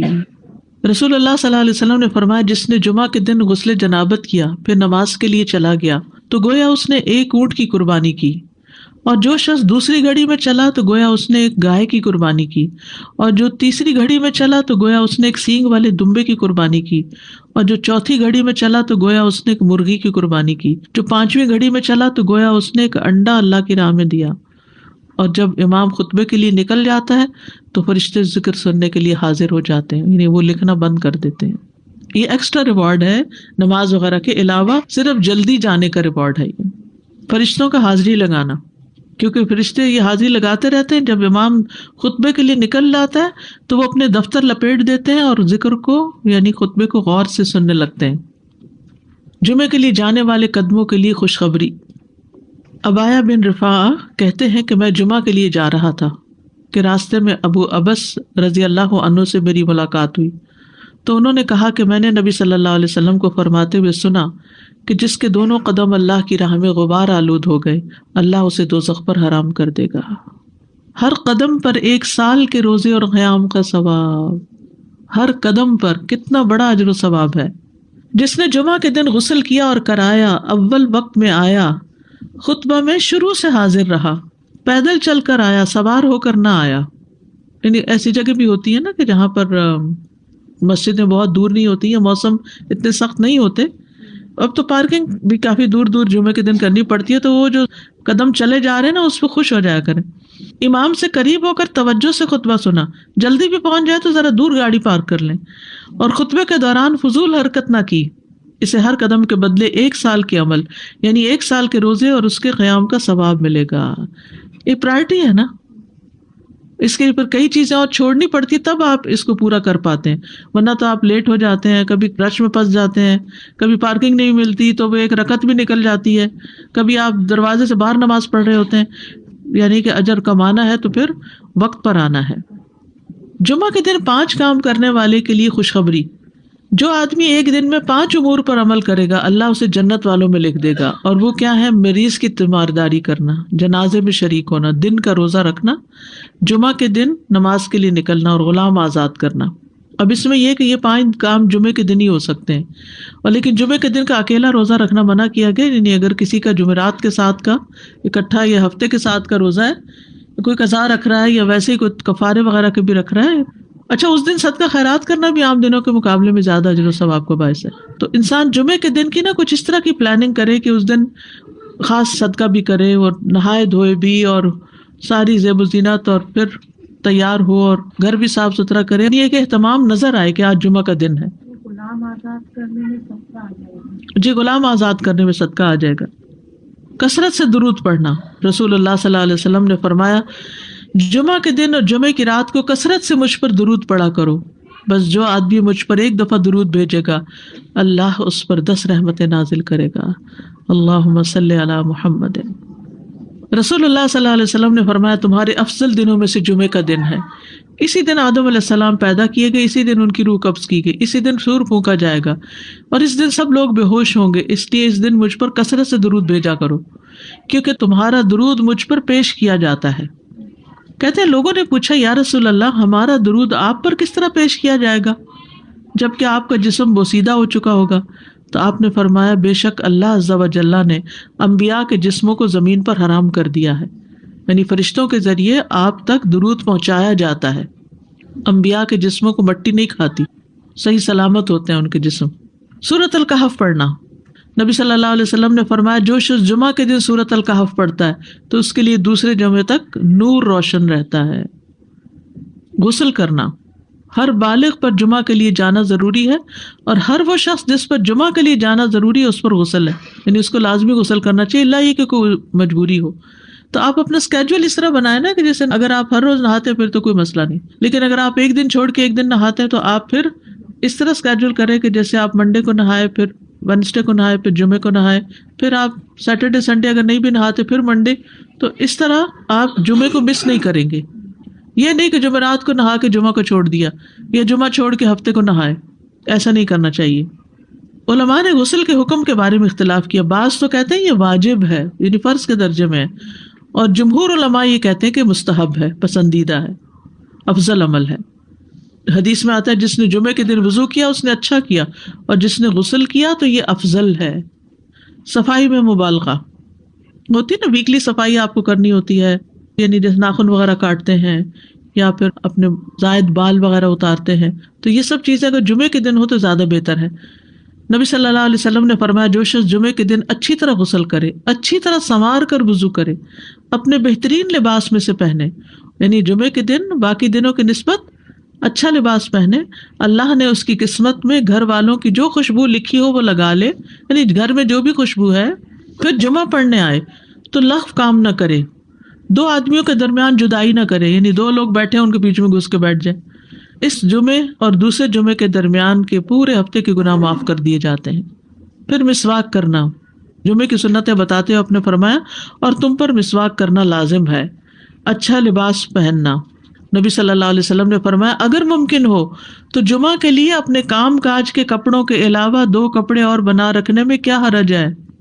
اسپیشل ڈریس رکھے جو جمعے کو ہی پہن لیں.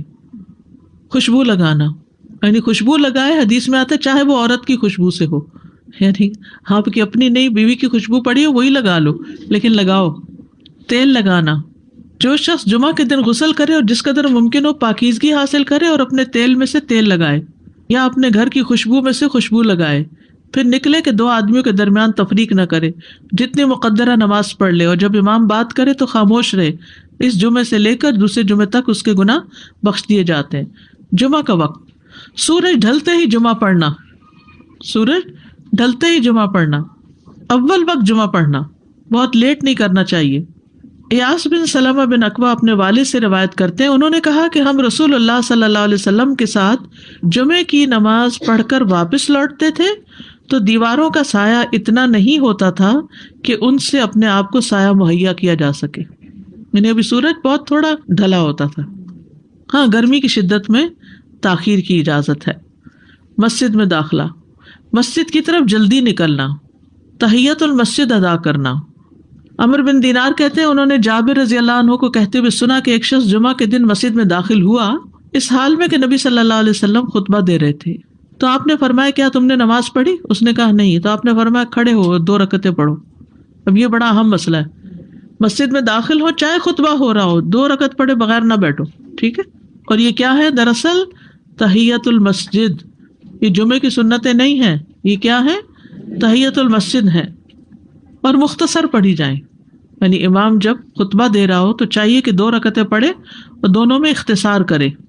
نماز سے قبل ہلکا بنانے کی ممانعت. مثلا آپ جلدی چلے گئے تو یہ نہیں کہ ایک گروپ بنا کے آپس میں گپ شپ شروع کر دیں, نہیں, سیدھے ہی لائنوں میں بیٹھیے.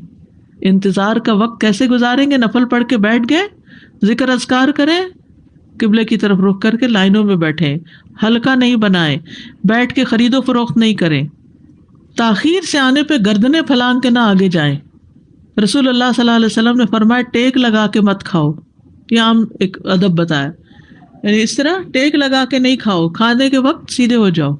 چھنے ہوئے آٹے کی روٹی نہ کھاؤ, میدا. مسجد میں کوئی جگہ مقرر نہ کرو کہ یہ میری جگہ ہے, آپ کیوں آج یہاں کھڑی ہو گئی, کہ تم اسی میں ہی نماز پڑھو. کچھ لوگ ہوتے ہیں نا آ کے مخصوص جگہ ہی پڑھتے ہیں, اگر کوئی اور وہاں ہو جائے ڈسٹرب ہو جاتے ہیں. اور جمعہ کے دن لوگوں کی گردنیں نہ پھلانگو, ورنہ اللہ تمہیں قیامت کے دن لوگوں کے لیے پل بنا دے گا.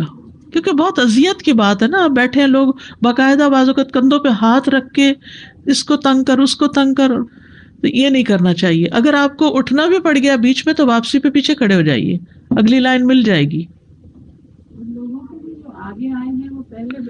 جی یہ تو بہت ضروری بات آپ نے کی کہ جب لوگ مسجد آئے تو پہلی صف میں بیٹھیں, یعنی پہلی چھوڑ کے آخری میں بیٹھ جائیں اور پھر لوگ ان کی گردنیں پلانگتے رہیں, دوسروں کے لیے فتنہ بننا. جابر بن عبداللہ رضی اللہ عنہ سے روایت ہے کہ جمعے کے دن رسول اللہ صلی اللہ علیہ وسلم خطبہ ارشاد فرما رہے تھے کہ ایک آدمی مسجد میں داخل ہوا, وہ قریب آ کر بیٹھنے کے لیے لوگوں کے اوپر سے گزرنے لگا. رسول اللہ صلی اللہ علیہ وسلم نے فرمایا بیٹھ جاؤ, تحقیق تم نے لوگوں کو تکلیف پہنچائی اور دیر سے آئے. یہ عربی کے الفاظ بڑے خوبصورت ہیں. اجلس فقد آذیت و آنیت, کتنی جامع زبان ہے یہ. اجلس فقد آذیت, تو نے اذیت دی, و آنیت, اور دیر سے آئے ہو. ہاں تو اس سے منع کیا گیا. کسی کو اس کی جگہ سے نہ اٹھانا. جابر رضی اللہ عنہ نبی صلی اللہ علیہ وسلم سے روایت کرتے ہیں, آپ نے فرمایا تم میں سے کوئی شخص جمعہ کے دن اپنے بھائی کو کھڑا نہ کرے کہ پھر دوسری طرف سے آ کر اس کی جگہ پہ خود بیٹھ جائے, بلکہ جو آئے وہ کہے جگہ کشادہ کرو, بھی ہمارے لیے بھی جگہ بناؤ, یہ کہے. خطبہ جمعہ اور اس کے آداب. خطبہ جمعہ کی اہمیت. جب اذان ہو جائے تو کیا کرے انسان؟ مسجد کی طرف دوڑ پڑے. تو مسجد میں جماعت تو نہیں ہو رہی ہوگی, پہلے کیا ہو رہا ہوگا؟ خطبہ ہو رہا ہوگا. امام کا خطبے سے پہلے سلام کرنا. نبی صلی اللہ علیہ وسلم جب ممبر پر چڑھتے تو حاضرین کو السلام علیکم کہتے. امام کا کھڑے ہو کر خطبہ دینا. رسول اللہ صلی اللہ علیہ وسلم کھڑے ہو کر خطبہ دیتے, پھر بیٹھ جاتے, پھر کھڑے ہوتے اور کھڑے ہو کر خطبہ دیتے, یعنی بیچ میں تھوڑا سا بیٹھ بھی جاتے تھے. جس نے تمہیں یہ خبر دی کہ آپ بیٹھ کر خطبہ دیتے تھے تو تحقیق اس نے جھوٹ بولا. بس یقیناً اللہ کی قسم میں نے آپ کے ساتھ 2000 سے زائد نمازیں پڑھی ہیں, یعنی جن میں بہت سے جمعے بھی آئے ہیں, تو ایسا کچھ نہیں. امام کا 2 خطبے دینا, یعنی کھڑے تھے پہلے, پھر ذرا بیٹھ گئے, پھر دوسری دفعہ اٹھے, تو یہ 2 خطبے ہو گئے. مختصر خطبہ دینا. آپ کے خطبات چند کلمات ہوا کرتے تھے, بہت لمبی تقریریں نہیں. آپ کا خطبہ درمیانہ ہوتا تھا. نبی صلی اللہ علیہ وسلم نے فرمایا آدمی کا نماز کو لمبا کرنا اور خطبے کو مختصر کرنا اس کی سمجھداری کی علامت ہے. بس نماز لمبی کرو اور خطبہ مختصر کرو, کیونکہ بعض بیان جادو جیسا اثر رکھتے ہیں, یعنی تھوڑا بھی بات کرو گے تو دل میں چلی جائے گی. نماز پہ زیادہ توجہ. نبی صلی اللہ علیہ وسلم کا خطبے میں سورۃ قاف پڑھنا.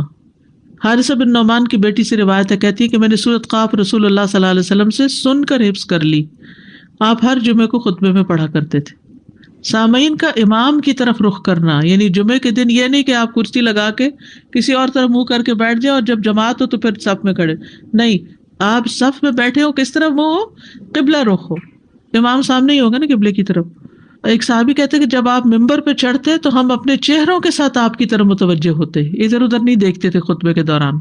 امام کے قریب بیٹھنا، اللہ کے نبی صلی اللہ علیہ وسلم نے فرمایا ذکر میں حاضر ہوا کرو، یعنی خطبہ میں، اور امام کے قریب بیٹھا کرو، بے شک آدمی دور ہوتا رہتا ہے حتیٰ کہ وہ جنت میں بھی پیچھے ہی ہوگا اگرچہ وہ اس میں داخل بھی ہو جائے.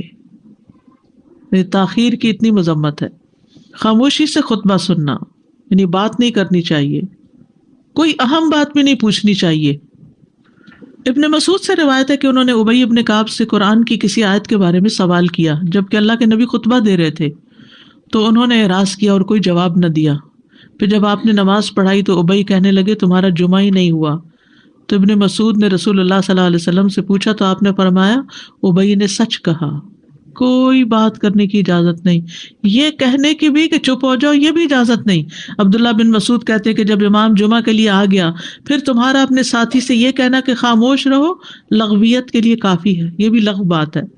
کوئی لغو حرکت نہ کرنا، کنکریوں سے نہ کھیلنا، فون سے نہیں کھیلنا، میسیجز چیک نہیں کرنا، انگلیوں میں انگلیاں ڈال کے پٹاخے نہیں بجانا، گوٹ مار کے نہیں بیٹھنا. گوٹ مار کے کیسے بیٹھتے ہیں؟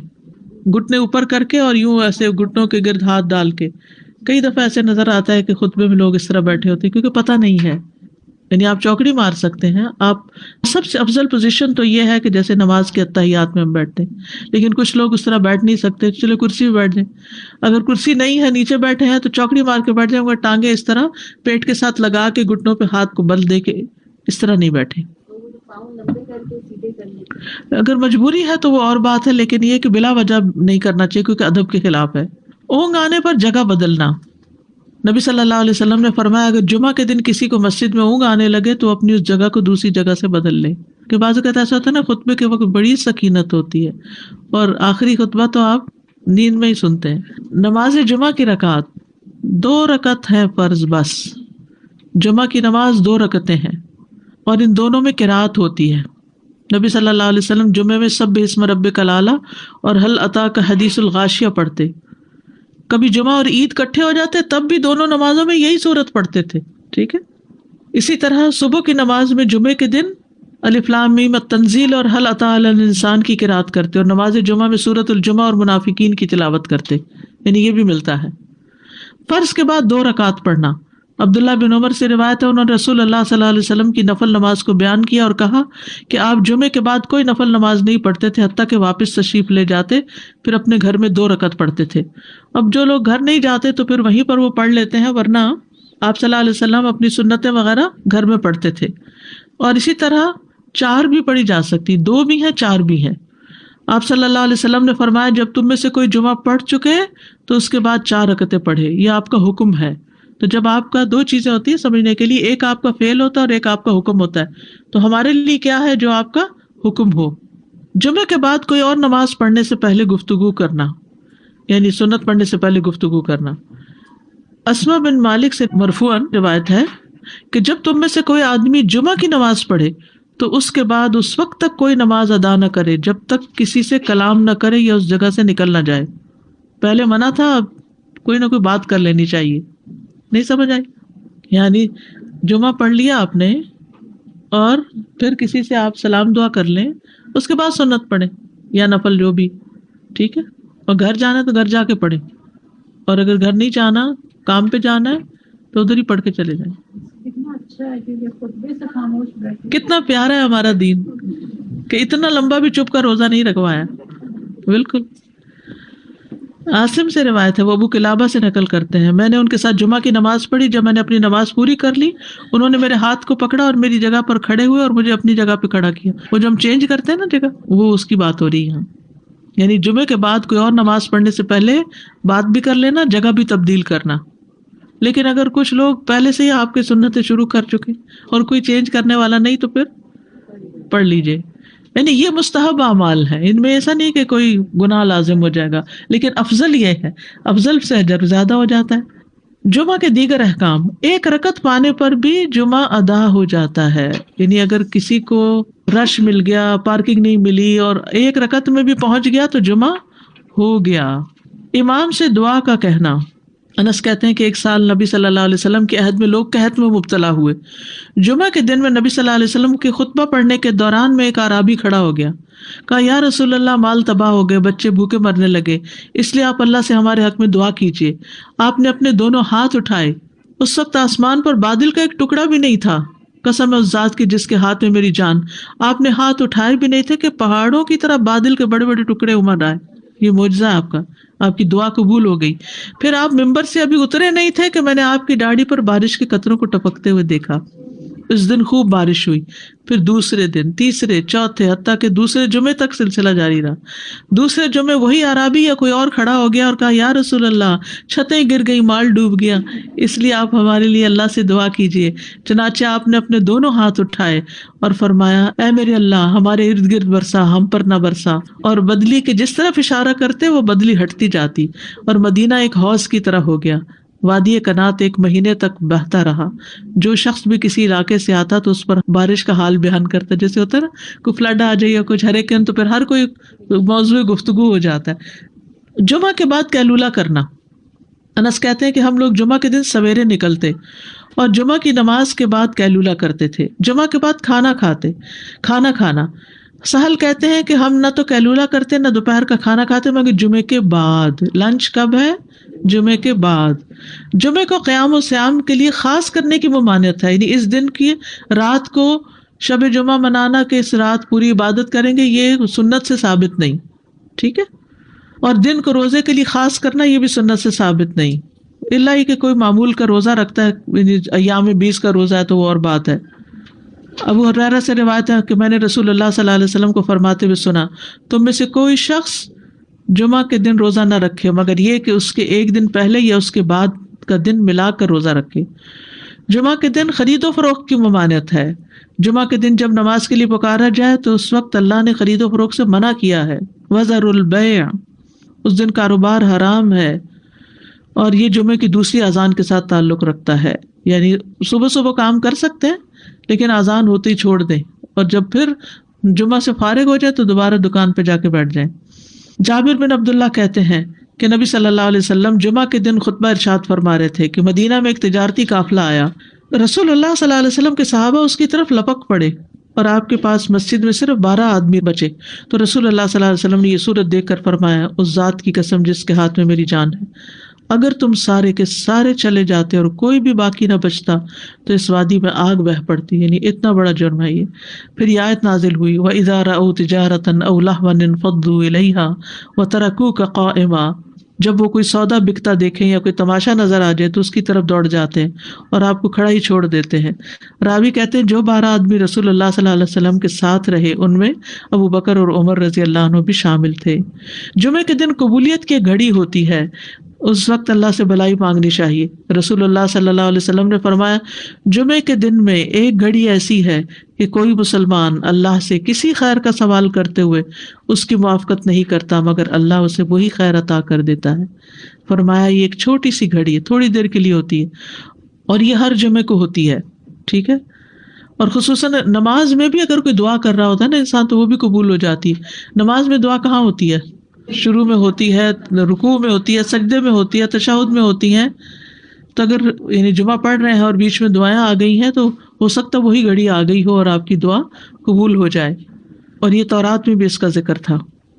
ابو ہریرہ رضی اللہ عنہ کہتے ہیں کہ رسول اللہ صلی اللہ علیہ وسلم نے فرمایا بہترین دن جس میں سورج طلوع ہوتا ہے جمعہ کا دن ہے۔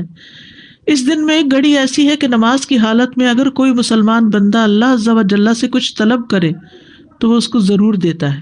کعب نے کہا ایسا سال میں ایک مرتبہ ہوتا ہے؟ تو میں نے کہا نہیں بلکہ ہر جمعہ کو ہوتا ہے۔ کہتے ہیں پھر کعب نے تورات پڑھی تو کہا نبی صلی اللہ علیہ وسلم نے سچ فرمایا۔ ابو ہریرہ رضی اللہ عنہ کہتے ہیں کہ میں بعد میں عبداللہ بن سلام سے ملا اور ان سے اپنی اور کعب کی مجلس کا بتایا تو عبداللہ بن سلام رضی اللہ عنہ نے کہا میں جانتا ہوں وہ گھڑی کب آتی ہے۔ ابو ہریرہ نے کہا مجھے بھی بتائیے۔ انہوں نے کہا وہ جمعہ کے دن میں آخری گھڑی ہے۔ میں نے کہا یہ جمعے کے دن کی آخری گھڑی کیسے ہو سکتی ہے، حالانکہ رسول اللہ صلی اللہ علیہ وسلم نے فرمایا جو مسلمان بندہ اس کو نماز پڑھتے ہوئے پائے، اس وقت میں کوئی نماز نہیں پڑھی جاتی. تو عبداللہ بن سلام نے کہا کیا رسول اللہ صلی اللہ علیہ وسلم نے یہ نہیں فرمایا جو شخص نماز کے انتظار میں بیٹھا رہے وہ گویا نماز ہی کی حالت میں ہے حتیٰ کہ نماز پڑھ لے. کہتے ہیں میں نے کہا ہاں، تو انہوں نے کہا بس یہی ہے، یعنی اس وقت کیا کرنا چاہیے، آخری گھڑی میں وضو وغیرہ کر کے مغرب کی نماز کے انتظار میں بیٹھ کے دعائیں کریں، اذان ہو تو نماز پڑھ لیں. عصر کے بعد سے مغرب تک کا وقت ہے. انس بن مالک سے روایت ہے کہ نبی صلی اللہ علیہ وسلم نے فرمایا جمعہ کے دن اس گھڑی کو جس میں دعا کی قبولیت کی امید کی جاتی ہے عصر سے لے کر سورج ڈوبنے تک کے درمیان تلاش کرو، اور دن کی آخری گھڑی ہے. تو اللہ سبحانہ وتعالی ہمیں اس دن کی برکتوں سے فائدہ اٹھانے کی توفیق عطا فرمائے. جی کوئی سنتیں نہیں ہیں. اچھا، جمعہ سے پہلے کوئی سنتیں نہیں، 4 سنتیں نہیں ہیں، صرف 2 رکعتیں تحیت المسجد ہیں، بعد میں 2 یا 4 پڑھی جا سکتی. بہت زبردست مسئلہ حل ہو گیا. دوسری بات یہ کہ وہ ابھی آپ نے بتایا کہ بات کر کے ہم پڑھیں سنتیں جمعے کی نماز کے بعد. جی ذرا سا سلام دعا کر لیں دائیں بائیں. لیکن وہ جتنا کہ فرض پڑھنے کے بعد آیت الکرسی جو ہے وہ بغیر بات کیے پڑھی. جی وہ پڑھ کے تو پھر اس کے بعد سلام کر لیں. تو سنت پڑھنے سے پہلے بات کرنی ہے، آیت الکرسی پڑھنے سے پہلے نہیں. استاذ میں یہ سوچ رہی تھی کہ اتنا اہم ٹاپک ہے جمعے کے حوالے سے، تو ہم سب اپنے اوپر اگر لازم کر لیں کہ اپنے گھر کے مردوں کو ضرور بتائیں، کیونکہ یہاں پہ جمعے کے دن اتنی پرابلمس دیکھنے میں آتی ہیں باہر بھی اور اندر بھی، تو یہ بہت ضروری ہے، بہت ضروری ہے کہ اہمیت جانے پہلے. جی السلام علیکم استاذہ، آپ نے بتایا کہ اگر آخری رکعت بھی مل جائے تو جمعہ ہو جاتا ہے، so it's not like the خطبہ از لازم. نہیں، ویسے تو وہ شروع میں جانے کا جو اجر و ثواب ہے، اور لیکن خطبہ اگر نہیں ملا کسی وجہ سے تو اس شخص کا جمعہ قضا نہیں ہوا. اوکے، کیونکہ وہاں مسجد میں لوگ یہ کہتے ہیں آپ خطبہ میں لیٹ آئے ہو، اب آپ کو دوسرا خطبہ پکڑنا ہوگا. نہیں because then you can find the جمعہ. اور سیکنڈ ایک بات آپ نے کہی کہ 2 رکعتیں ہیں جمعہ کی فرض جو مسجد میں ہے، بٹ اگر عورت گھر پر ہے تو پھر 4 ہی ہوئے گی ظہر کی. اوکے، ظہر کی 4 پڑے گی. استاذہ جی 2 کویشچنز ہیں. ایک یہ کہ جب خطبہ ختم ہوتا ہے اور جب نماز کے لیے کھڑے ہوتے ہیں تو وہ اس وقت بھی خاموشی ہونی چاہیے، جیسے لوگ کہتے ہیں صف جوڑ لیں یا آگے آ جائیں، تو اس وقت بھی بات نہیں کرنی؟ خاموشی بالکل. استاذہ بعض لوگ آپ خاموش رہتے ہیں لیکن لوگ آ کے آپ کو یا تو اشارے سے سلام کرتے ہیں یا پھر ہاتھ ملانا چاہتے ہیں، نظریں جھکا لیں، اسے ہاتھ بھی نہیں ملانا چاہیے. ہاتھ ملا لیں لیکن نظریں جھکا لیں تاکہ بات نہ کریں، ٹھیک ہے؟ آپ کو پتا ان کو نہیں پتا تو پھر بد اخلاقی بھی لگتی ہے کہ وہ بول رہے ہیں اور آپ کچھ نہیں کہہ رہے. جزاک اللہ خیر. یعنی اپنے عمل سے بتا دیں کہ بولنا نہیں. جی السلام علیکم رحمۃ اللہ وبرکاتہ. سازا جب ہم مسجد میں نماز پڑھتے ہیں، سنتیں ادا کرتے ہیں تو ہم 4 ادا کرتے ہیں. سننے میں یہ آتا ہے کہ اگر ہم گھر آ کے ادا کریں گے تو 2 ادا کریں گے، کیا یہ صحیح بات ہے؟ نبی صلی اللہ علیہ وسلم چونکہ گھر جا کے 2 پڑھا کرتے تھے، لیکن آپ نے ہمیں 4 ادا کرنے کا حکم دیا ہے تو اس لیے 4 بھی ادا کر سکتے ہیں. جی جزاک اللہ خیر. وإياكم. استخارے کی بات ہے، کسی کو بتانے کی ضرورت پڑ جائے تو سب سے پہلی بات تو یہ کہ صاحب معاملہ خود استخارہ کرے. جی ہاں. دوسری بات یہ کہ مکروہ اوقات کے علاوہ 2 رکعت نفل کبھی بھی پڑھ سکتا ہے. جی ہاں. دوسری بات یہ سورہ فاتحہ اور قرآن کی کوئی بھی سورت، ٹھیک ہے. پھر 1 سے زیادہ مرتبہ بھی کر سکتے ہیں. ٹھیک ہے. پھر یہ کہ خواب یا کسی اشارے کا انتظار کوئی حقیقت نہیں. ٹھیک ہے.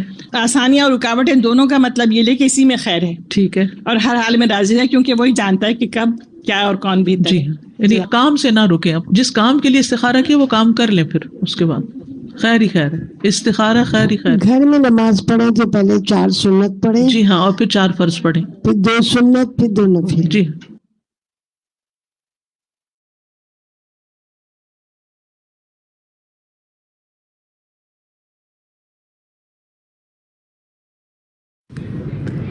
السلام علیکم ورحمۃ اللہ وبرکاتہ. امید ہے آپ سب خیریت سے ہوں گے. لائیو ڈسکشن میں حصہ لینے کے لیے سمپلی آپ کو 3 اسٹیپس کرنے ہیں. نمبر 1، اپنی اسکرین پر دیکھیے آپ کو کچھ آپشنز نظر آ رہے ہوں گے. You have to click on the raise hand option. بلو ہینڈ کا مطلب یہ ہے the host can see your request. جب ہوسٹ آپ کو پرمیشن بھیجے تو پلیز ایکسیپٹ دیٹ، اور اس کے بعد جب آپ کا نام لیا جائے تو please in mute your self اور ڈسکشن میں حصہ لیجیے، اور اپنی بات کہنے کے بعد فوراً اپنا مائک جو ہے اس کو بند کر دیجیے. آپ اس کے علاوہ جو ہے چیٹ کی ونڈو میں بھی اپنے ریفلیکشنز لکھ سکتے ہیں، اور اگر آپ کے کوئی سوالات ہیں تو آپ ہماری پینلسٹ کی ٹیم کو Q&A میں لکھ کر بھیج سکتے ہیں. اوور ٹو یو نیلوفر باجی. السلام علیکم.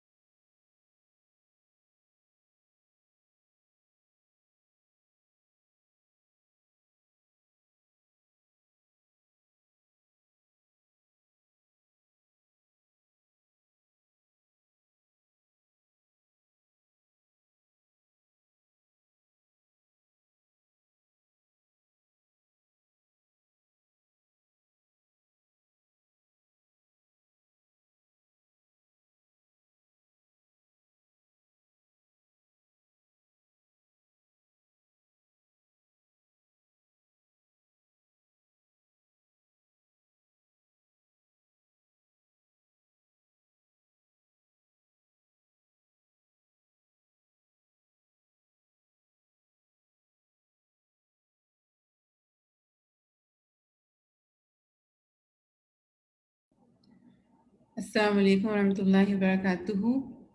بس چند منٹ کا اور انتظار اور پھر انشاءاللہ ہم شروع کر رہے ہیں ڈسکشن.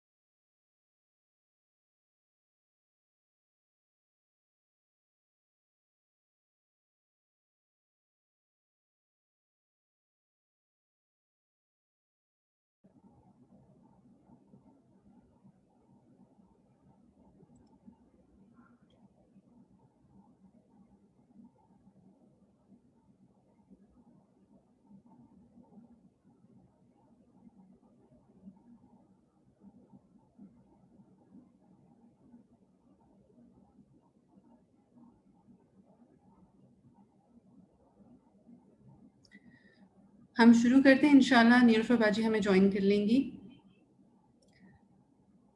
اپنی اسکرینز پر دیکھیے, آپ کی اسکرینز پر کویسچنز ہوگا. استخارہ کی قبولیت کے اسباب کیا ہیں؟ جی, ہمارے ساتھ نورین کامران ہیں, روشن آرا ہیں, شبنم عمران ہیں.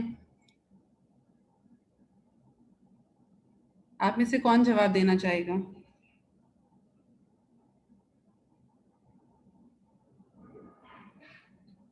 جی نورین.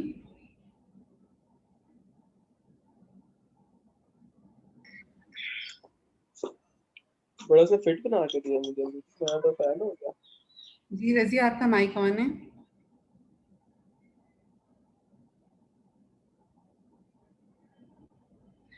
ہمارے پاس چیٹ میں بھی جوابات آ رہے ہیں کہ جی اخلاص و یقین ہونا چاہیے, اور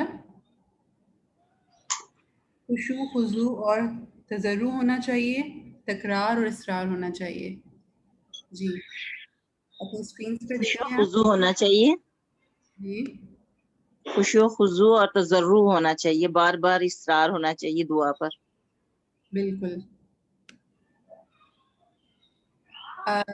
اس رضیہ بات کیا کا آپ یقین بھی ہونا, کا جواب اس دینا بات کا چاہیں گے؟ یقین بھی ہونا چاہیے کہ ہماری دعا قبول ہوگی. اور بالکل. کویسچن استخارے کا جواب کیسے پتہ چلے گا؟ استخارے کا جواب کیسے پتہ لگے گا کہ ہمارے اندر ایک پختہ یقین ہو جائے گا, تو ہم لوگوں کو اس چیز کا آئیڈیا ہو جائے گا کہ ہم اللہ پاک نے ہماری دعا قبول کی ہے. ٹھیک ہے. کیا عائشہ آپ اس بارے میں کچھ کہنا چاہیں گی؟ السلام علیکم ورحمۃ اللہ وبرکاتہ. وعلیکم السلام ورحمۃ اللہ وبرکاتہ. ہاں, یہ استخارے کے جواب جو ہے ہمیں ایسے نہیں ملتا جیسے کہ لوگوں کا یہ ہے کہ خواب کے ذریعے ہمیں استخارے کا پتہ چلے گا کہ بھائی پازیٹیو خواب آ رہا ہے یا نیگیٹو خواب اگر آیا تو نیگیٹو خواب آ رہا ہے تو اس کا مطلب کہ اللہ تعالیٰ کی طرف سے انکار ہے. تو ایسا نہیں پتہ چلنا چاہیے. بس ہم نے یہ کرنا ہے کہ دعا کرنا ہے, اللہ پاک سے نماز پڑھ لینا ہے استخارے کی, اور اس دل میں اس بات کا یقین رکھنا ہے کہ ہم نے جو کیا وہ اللہ ہمارے حق میں اگر ہوگا تو بہتر کرے گا. اللہ پہ یقین کر کے اس کو چھوڑ دینا چاہیے. ٹھیک ہے. اپنی اسکرینس پہ دیکھیے کہ جب مسلمان نماز استخارہ پڑھ لے اور جس کام کو کرنے کی نیت رکھتا ہو اس کی طرف پیش قدمی جاری رکھے. اگر وہ کام اس کے لیے بہتر ہوا تو اللہ اس پہ اس کے لیے آسانی کر دے گا, لیکن اگر اس کام میں اس کے لیے شر ہوگا تو اللہ اسے اس سے پھیر دے گا وہ کام اس اور سے وہ کام اس سے دور کر دے گا. ٹھیک ہے. پھر یہ بتائیے کہ استخارے کا فائدہ کیا ہے؟ اب کوئی اور بتائے. جی ماریہ محمود, کیا فائدہ ہے استخارے کا؟ جی یہ ہے کہ سنت کا طریقہ ہے کہ مطلب رسول پاک صلی اللہ علیہ وسلم کی حدیث کا مفہوم ہے کہ ہم نے ہر چیز کے لیے اللہ تعالیٰ سے مشورہ کرنا ہے, اور اس میں اللہ تعالیٰ کی رحمت اور اللہ تعالیٰ کی مدد شامل حال ہوتی ہے. اور اس چیز کا جیسے بتایا ابھی کلاس میں کہ یقین ہونا چاہیے کہ اگر یہ کام میرے حق میں بہتر ہے تو اللہ تعالیٰ اس کام کے لیے آسانیاں پیدا کر دیں گے، اور اگر وہ میرے لیے بہتر نہیں تو اس کا نہ ہونا میرے حق میں بہتر ہے. اللہ تعالیٰ کی رحمت اور اللہ تعالیٰ کی یہ بتائیے کہ اس کا کوئی شرع صدر سے تعلق ہے استخارے کا؟ نہیں، نہ اس کا خواب سے کوئی تعلق ہے اور نہ ہی دل کا اس طرف کھل جانا جو ہے اس میں کوئی ہے. بلکہ جیسے ہم کہتے ہیں نا کہ مطلب جیسے ایک جنرل کانسیپٹ ہے کہ استخارہ کیا ہے تو اللہ تعالیٰ اس طرف دل کو مائل کر دیں گے، ایسا کچھ نہیں. لیکن کاموں میں آسانی، اس جس کام کے کرنے میں اللہ تعالیٰ کی طرف سے خیر ہوگی اس میں آسانی ہو جائے گی. ٹھیک ہے، جزاک اللہ خیر کثیرہ. اب ہمارے ساتھ جو ہے سبین اشفاق موجود ہیں. سبین، میں آپ سے سوال کر رہی ہوں، کیا کسی دوسرے کی طرف سے استخارہ کیا جا سکتا ہے؟ جی نہیں، کسی دوسرے کی طرف سے استخارہ نہیں کیا جا سکتا، کیونکہ اس کا تعلق آپ کے نفس کے ساتھ ہے. آپ کے نفس کے اندر جو بات ہوگی تو اللہ سبحانہ تعالیٰ آپ کے اندر ہی اس کو الہام کریں گے. جیسے آپ مطلب آپ دوسرا ہمارے لیے کوئی کھانا نہیں کھا سکتا یا ہماری کوئی دوسری کوئی نماز نہیں پڑھ سکتا، اسی طرح یہ بھی نماز ایسی ہے، آپ کو خود پڑھنی ہوتی ہے. اچھا، تو پھر شادیہ وقار، میرا آپ سے یہ سوال ہے کہ بچوں کی شادی کے لیے کیا ماں باپ استخارہ کر سکتے ہیں؟ نہیں، بچے خود اپنے اگر ہیں بالغ، ظاہر ہے شادی کے قابل ہیں تو وہ خود ہی اپنا استخارہ خود ہی کریں تو زیادہ بہتر ہے. تو دیکھیے اس سے ہمیں کیا بات پتہ چل رہی ہے کہ کتنا اہم ہے کہ ہم استخارہ خود بھی کرنا سیکھیں، اور پھر یہ کہ اپنے بچوں کو بھی اس کی امپورٹنس بتائیں اور اس کا طریقہ سکھائیں. اچھا، زین ذیشان ہمارے ساتھ ہیں. زین ذیشان، میرا آپ سے یہ سوال ہے کہ کیا صلاۃ توبہ 2 رکعت پڑھی جائے گی یا 4 رکعت؟ کتنی پڑھی جائے گی؟ صلاۃ توبہ ویسے تو 4 پڑھنی چاہیے، لیکن اگر 2 بھی پڑھ لی جائے تو زیادہ بہتر ہے. مطلب ان دونوں کے بارے میں ہمیں رائے ملتی ہے؟ جی، دونوں کے بارے میں اگر ہم 2 بھی پڑھ لیں تو کافی ہوگی وہ. ٹھیک ہے، اسکرین پہ دیکھیے، آپ پڑھیں گی حدیث کے؟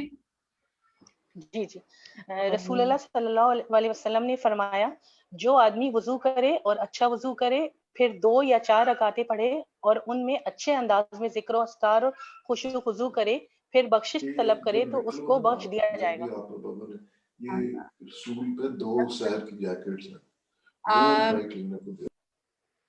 جی، ہمارے ساتھ ہاشمی فاطمہ ہیں. آپ سے میرا سوال یہ ہے کہ توبہ کی کیا شرائط ہیں، کیا کنڈیشنز ہیں توبہ کی؟ ہمارے کو بند کرو.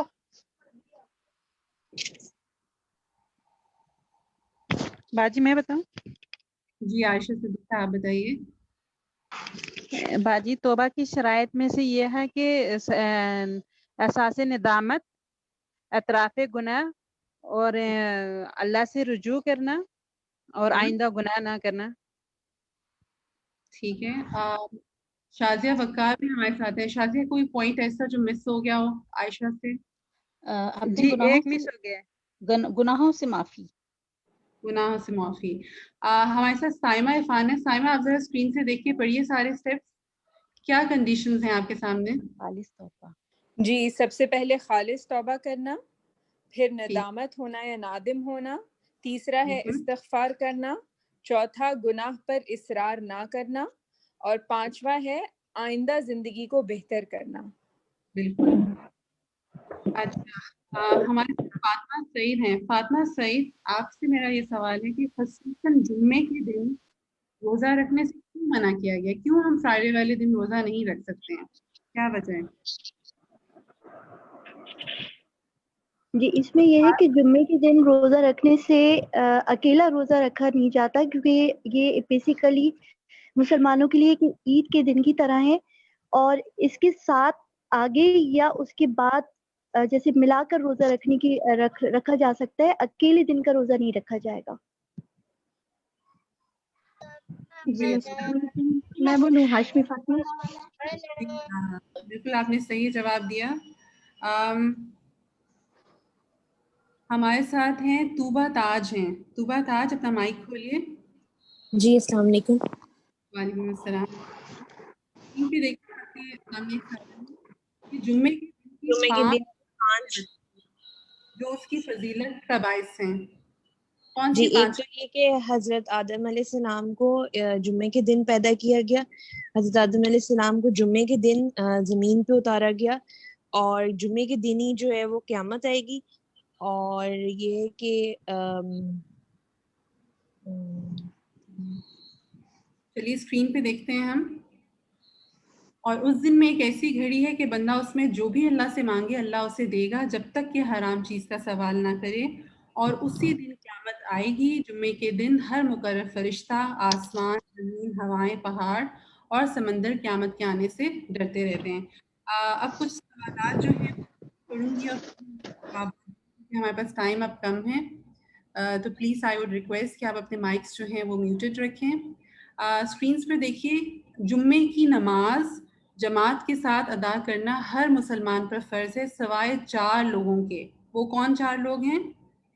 غلام، عورت، نابالغ بچہ اور بیمار کے. ٹھیک ہے، مسافر کا بھی استاذہ نے ذکر کیا تھا. پھر کیا ہے کہ رسول اللہ صلی اللہ علیہ وسلم نے جمعے کے چھوڑنے کی کیا سزا بتائی کہ لوگ جمعہ چھوڑنے سے باز آ جائیں ورنہ اللہ ان کے دلوں پر مہر لگا دے گا، پھر وہ غافلوں میں سے ہو جائیں گے. تو یہ بہت بڑی بات ہے اور ہمیں جو ہے چاہیے کہ ہم اپنے گھر والوں میں اپنے جو مرد حضرات ہیں ان کو ضرور یہ حدیث جو ہے اس کے بارے میں بتائیں. پھر ہے جمعے کے دن 5 کام کرنے والوں کے لیے خوشخبری ہے. تو آپ دیکھ رہی ہوں گی کہ یہاں پر آپ کے ایک سوال آ رہا ہے کہ اس حدیث سے آپ کو کیا سمجھ میں آتا ہے کہ بطور خاتون آپ کون سے کام کر سکتی ہیں؟ اس کا کوئی اگر جواب دینا چاہے تو پلیز ضرور بتائیں کہ جمعے کے دن 5 کام کرنے والوں کے لیے خوشخبری ہے جس میں مریض کی تیمارداری ہے، جنازے میں شریک ہونا. جی منیبہ عدنان. السلام علیکم. وعلیکم السلام ورحمۃ اللہ. جی اس کے اندر سب سے زیادہ جو ہمارے لیے بہتری کا جو ہمیں ایفرٹ کر سکتے ہیں ہم اس میں کہ ہم صدقہ کریں. استاد نے صدقے کی فضیلت بتائی. ہم جمعے کے دن بچے جاتے ہیں تو الحمدللہ ہمارا یہی ہوتا ہے کام کہ صدقے کے اوپر زیادہ فوکس ہوتا ہے کہ ہم جمعہ تو ادا نہیں کر سکتے، ہم گھر میں ہی کرتے ہیں پاکستان میں یہاں پہ زیادہ تر. تو کوشش یہ ہوتی ہے کہ ہم صدقہ کریں جتنا ہو سکے، اس کی فضیلت زیادہ ہو جاتی ہے. ٹھیک ہے، جزاک اللہ. پھر نیکسٹ دیکھتے ہیں کہ احادیث کی روح سے جمعے کے دن کون کون سے کام کرنے کے بارے میں پتہ چلتا ہے. تو اس میں پتہ چلتا ہے کہ کثرت سے درود پڑھنا چاہیے، غسل کرنا چاہیے، سورۃ الکہف پڑھنی چاہیے، صفائی کا خیال رکھنا چاہیے، مسواک کر لیں، اچھا لباس، خوشبو اور تیل لگا لیں. پھر یہ ہے کہ اگر کوئی شخص ایسے وقت میں مسجد میں داخل ہوا ہے جبکہ خطبہ شروع ہو چکا ہے تو اسے کیا تحیۃ المسجد ادا کرنے ہوں گے یا نہیں. تو اس بارے میں ہمیں کیا پتہ چلا تھا کہ نبی صلی اللہ علیہ وسلم نے کہا کہ کھڑے ہو اور 2 رکعتیں پڑھو. ٹھیک ہے. پھر یہ ہے کہ نماز جمعہ کی کتنی رکعت ہیں اور ان میں کن صورتوں کی قرات کی جاتی ہے. تو اس کا جواب بھی آپ کے سامنے ہے. پھر نیکسٹ یہ ہے کہ اگر خواتین مسجد کی بجائے گھر میں نماز ادا کریں تو کتنی رکعت نماز پڑھیں گی؟ وہ 2 نہیں پڑھیں گی. وہ کتنی پڑھیں گی؟ وہ 4 پڑھیں گی. خواتین گھر میں 4 رکعت ظہر کی نماز ادا کریں گی. ٹھیک ہے. پھر یہ کہ اگر کوئی شخص ایسے وقت میں مسجد پہنچے کہ خطبہ نہ سن سکے تو کیا نماز جمعہ ادا ہو جائے گی یا خطبہ سننا لازم ہے؟ اس کا جواب اساتذہ نے کیا بتایا تھا کہ 1 رکعت پانے پر بھی جمعہ ادا ہو جاتا ہے. بارک اللہ. دعا کر لیتے ہیں، ہمارا ٹائم اوپر بلکہ 2 منٹس چلا گیا ہے. سبحانک اللہم و بحمدک اشہد ان لا الہ الا انت استغفرک و اتوب الیک. السلام علیکم و رحمۃ اللہ وبرکاتہ.